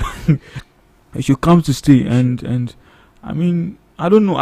I haven't deeply read into that. how it's going to, the shape it is going to take. Sure. But I hope that it will be a good cause. Okay. And help in the fight against corruption. Okay, Yeah. thank you. You're Thank you. Razak, you've been laughing and laughing. Seriously. Why? Look, this committee that has been set up by the president, looking at the committee and what they intend to do. The government is a government that is known for corruption. Hey. Okay. That's the NDC government. NDC government. And ask me why. This government came into office, and in less than a month, Attorney General entered nolli prosequi to discontinue 10 cases that were at the Supreme Court. Okay. Including Atu Forsen and Honorable Collins Dauda. Okay. You discontinued 10 cases. And you know our judiciary system, sometimes it can even take up to 10 to 15 years for a case to be, for a determination to be made on certain cases. Sure. So I hear the NDC saying that, what were you doing in the last 8 years and you couldn't prosecute them? That is ignorant. You can't say that. Because this is subject to procedure. So if you claim you want to fight corruption, why did you first of all, in less than a month into office, you discontinued about 10 cases? Okay. So this is just a commission or let's say a committee to do selective justice or something that is trying to frustrate the opposition. Okay. And we are not against anti-corruption group. No, we are not. Okay. We remember a man called Ferdinand Tamaklo, former Maslow. You remember that man? He was convicted. She was a woman. A woman, good. She was convicted by the Accra High Court, sentenced to 10 years imprisonment. Which year? Which year did that happen? During Mohammed's regime. It was during Mohammed's regime. Yeah, she was appointed by. I mean, like, when was the prosecution? Well, I can't remember the date, but I know there's a conviction on her. Yeah. And she's supposed to serve a 10-year term sentence. Sure. And this woman is in the US. Why did they not bring her through Interpol if they are really ready to fight corruption? Why? Okay. And now this man that has not been convicted, his only allegation that has been leveled against him. Look at what the special prosecutor is doing. Running helter-skelter. Trying to bring that man home. Meanwhile, he's even sick and responding to treatment. But why didn't you? Because Tamaklo's issue, it happened under your regime. She was convicted under your regime. So why didn't you, bring her back to serve a sentence again? So just like the issue of what's the name? Kevin Taylor. That man, there's an arrest warrant on him. Really? Yes. When? You don't know? I don't know. There's an arrest warrant on Kevin Taylor. In Ghana here? Yes. And when he returns to Ghana, he's going to be arrested. I have a document here where he's seeking to set aside the arrest warrant. I'll show it to you right now. Wow. I never knew about this. Wow. Okay. Okay. But you this is it. Wrap it up for me so that we see. But can I make my submission? And then let me finish. Can you wrap it up? I'm not done. Okay. So if this government is truly and willing to fight corruption, we should be seeing the likes of Anne Sansadeli in prison. Okay. Because it's a crime in this country under Article 131. Sorry, Section 131 of Act 29, Criminal and Other Offences Act. She should be in prison because this is defrauding by force president. You came to tell us that you are a doctor. To the extent that your president appointed her without due diligence. This is a government of inconsistent and a walking contradiction. A government that does not know what it is about. Rashid Tanko, computer, you know that man? He claimed to be a doctor. Look, only for GTech to inform him that he should stop holding himself as a doctor. This is a disgrace to the executive. You cannot do that to this country. And you think you want to fight corruption? Okay, so this was on the 2nd of July. Yeah? Yes. Okay. So that's quite recent. Yes, very recent. Recent. Okay. I don't know the crime for which he's being. They are reporting about some circulated video of him making some. So comments. Since he's making some comments, or maybe. Since it's a legal issue, I wouldn't want to. Is the crime? Is the crime? I'll share it with you. Go through. No problem. Maybe the crime is about. You know, he's a law student himself, so I like to speak the facts. That's why mostly if I say something, I shared the video that I talked about. Yeah. Mama moving was 38. Yes, I shared it. My brother. Yes, sir.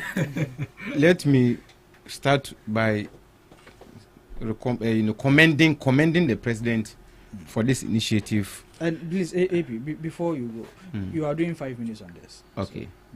So let me commend the president for this initiative. In fact, it doesn't come to me as a surprise because of his fight against corruption. We can all recall the incident of Victoria Hammer. Okay. When she sat in a car and then she wished she could have $1 million and exit politics. That alone cost her a job. Okay. You remember in the case of Abu Gapele, his own friend and an NDC parliamentarian had to go to jail for corruption under President Mohammed's watch. President Mohammed ensured that his friendship with Abu Gapele will not inure to his benefit in the pursuance of corruption. Okay. He had to go to jail for that. Okay. Now, me honestly speaking, when I speak, I would like to also touch on patriotism. I think that instead of this, I don't know what this the function of this new body is going to be. Yeah. But I think that if we have to strengthen the existing anti-corruption bodies, we have to do it fully. Okay. Like the Shraj. Okay. It has the mandate and capacity to fight corruption. Okay. We have to staff them. We have to give them all the necessary support. Okay. Then you have the IOCO, which is also doing well.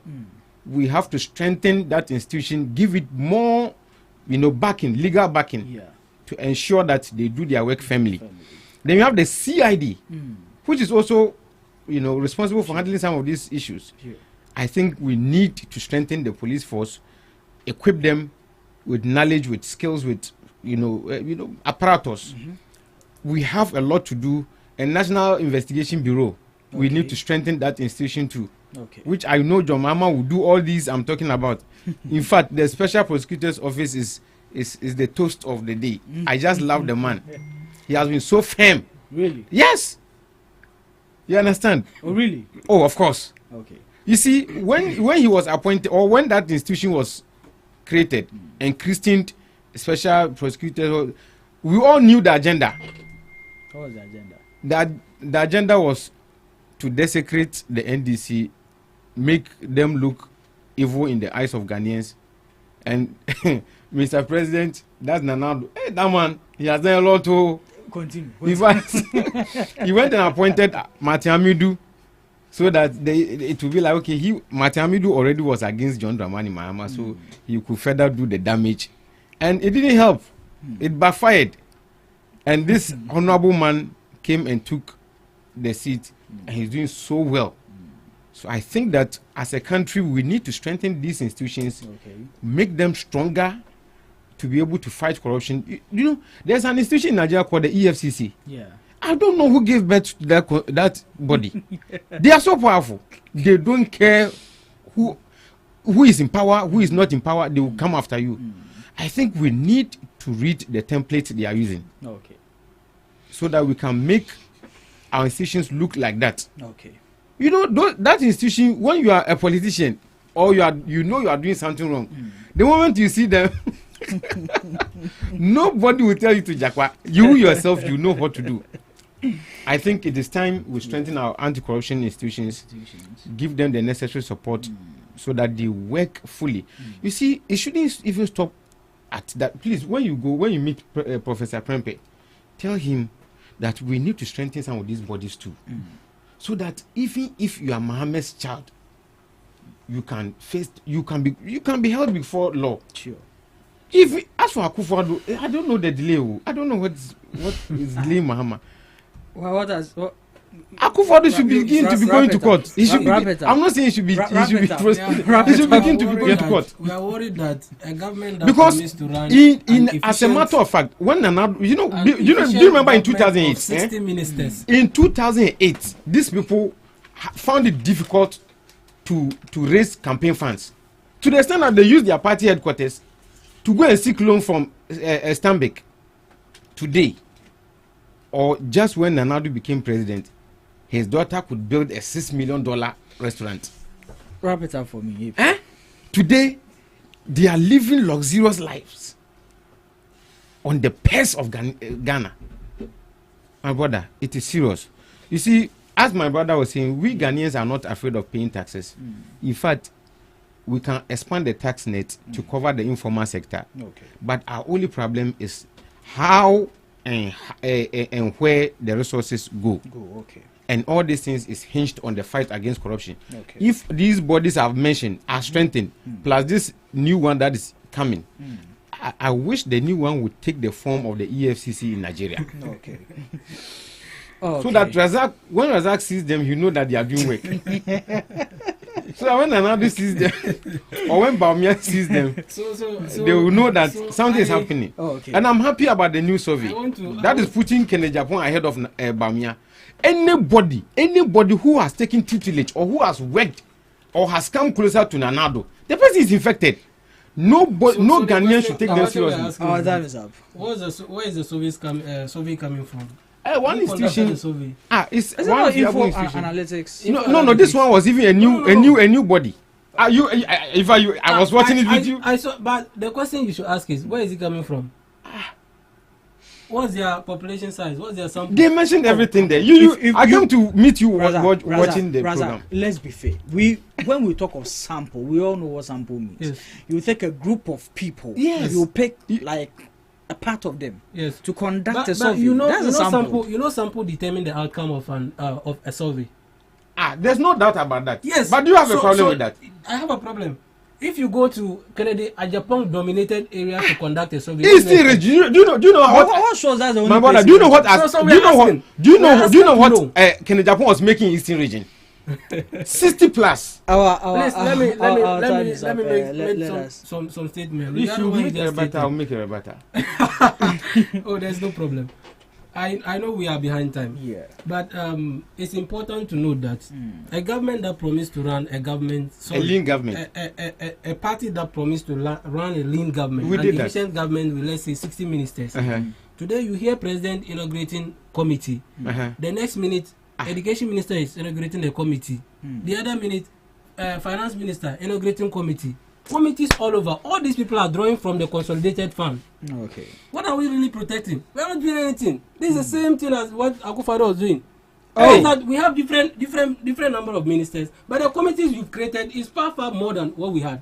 Okay. And they are all drawing from the consolidated fund. Yes. Oh no. Okay. We see committees flying here. You are misleading the public. Our time is actually this is not Let's fair. wrap it up. Then it's your last word. So I want to extend. Yeah. AP, you have your time. I would like to thank you once again for this opportunity and again an appeal to His Excellency the President that he still has the goodwill of the people and he should take advantage of it and I don't know, overhaul the system. Okay. Overhaul the system and Ghana, one thing that we seem to pride ourselves in that is we have better administrative structures and we've had it since than some of the African countries. Than almost all the African countries. No, please. Do you know what? No. Please. Let's. Okay. You let me make my point. Okay, we've had better administrative structures and we still have it now. So I hope he doesn't need to do a lot. Just overhaul. I mean, a complete overhaul. Okay. Just touch the judiciary. I mean, even the executive. You should make corruption. Our main bane is corruption. Okay. Make it unattractive.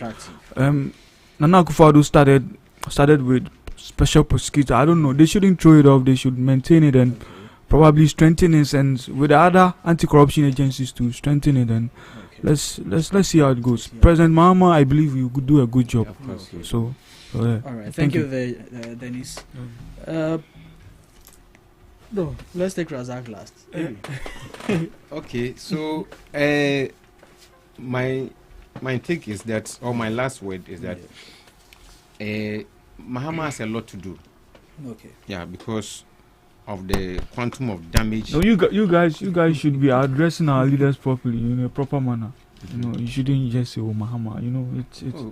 Let me tell you something. It's fair that you describe President them. Mahama himself doesn't have regard for those accolades. But for he's serious with business. For diplomatic instances, Not even for that. I mean, for the sake of our listeners, you are addressing the whole president, so at least because it is appropriate. There are so many people called Mahama. It is appropriate. Even his brother is called Mahama. So okay, no it is problem. appropriate that No you problem. address him. Okay, so His Excellency John Dramani Mahama doesn't have problem with even these accolades. Okay.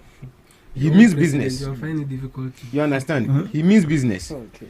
Anyway, so I believe strongly the president will has a lot to do. Okay. Because anything these people touch, the quantum of damage is overwhelming. You understand? So we pray, and we know that John Dramani Mahama, His Excellency, will leave a legacy that would, would speak for him even after office. Okay. Yeah. So my regards to the people of Domi Kwabenya. Okay. Sincerely speaking, I had wanted to touch on something that is very cogent in our party. The last time I said anybody who has the intention of leading the party, the person must start now. Because there seems to be a gap between the government and the party. Okay. Party grassroots for that matter. So we have to work on that. Okay. You see, and I want to commend Domi Kwabenya, the youth organizer, Haji Kara. The guy is doing fantastic. Okay. He's been appointed as the YEA, head at the assembly. Okay. When you go into their logbooks, when you check the number of people who visit that facility, they all go to his office. Okay. Because of how hardworking he is. Yes. He's ready to help everybody, in the municipality. Okay. I think that guy is doing fantastic. He needs to be commended. I think if there's any higher authority or higher responsibility they have, I think they have to give it to him to deliver. Okay. So, and then Alhaji Guda, my brother, one day, let me take that attire guy. Okay. His attire, I wish I could bring you one. You can order one for me. Yes, I will do that. The next time I come here, I will give you one. I will give my boss two one so that what you see when you take it, when you take it hot, within 30 minutes, you have to see the reaction. Yes. You won't give me one. When you are here, I'll give you one. Forget about the manpower thing. As for that, it will deliver it smoothly. But your own health, unless I let you go that tire. Okay, cholesterol, it will reduce everything. Headache. When a woman is having her menses and she takes a bottle, it will give a correct flow. Okay. Yeah, so Alhaji Buddha attire at Ofanko Barrier opposite Adobe's kitchen. Okay. Yeah. All right. Thank you, the AP. Razak, your last words and then. Yeah. So I just want to conclude by expressing my disappointment in the way the government has conducted itself in some instances. Okay. So we were promised by Atufosin that they are going to run this government without taxes. And that they are going to not impose new taxes. Rather, they will just, cover the loopholes in the tax collection system to run this government. And a few days into their office, we are seeing D-levy, Dumson levy. If you ask Atufosin, he will tell you that they want to pay the energy sector debt. You go and ask energy minister, he tell you that they want to be able to keep power with that loan. Contradiction. There's no contradiction in this statement. You have made your last word, so his microphone is off. Speak. Yes. So And we've already seen that. Initially, we saw 14% increment in utilities, and just few days later, they had added another 2.45% or 4.7%. We are feeling disappointed that this government promised to do to not increase or impose new taxes. And this is exactly what they are doing. Okay. So you know foresee the future based on what's happening now. Okay. So we are pleading on the government. The D-levy, let's relax with it. They said it's coming in for 16th of this month. So we are pleading on the government to relax. Okay. Let's put that one aside. Okay. So that we see how things go.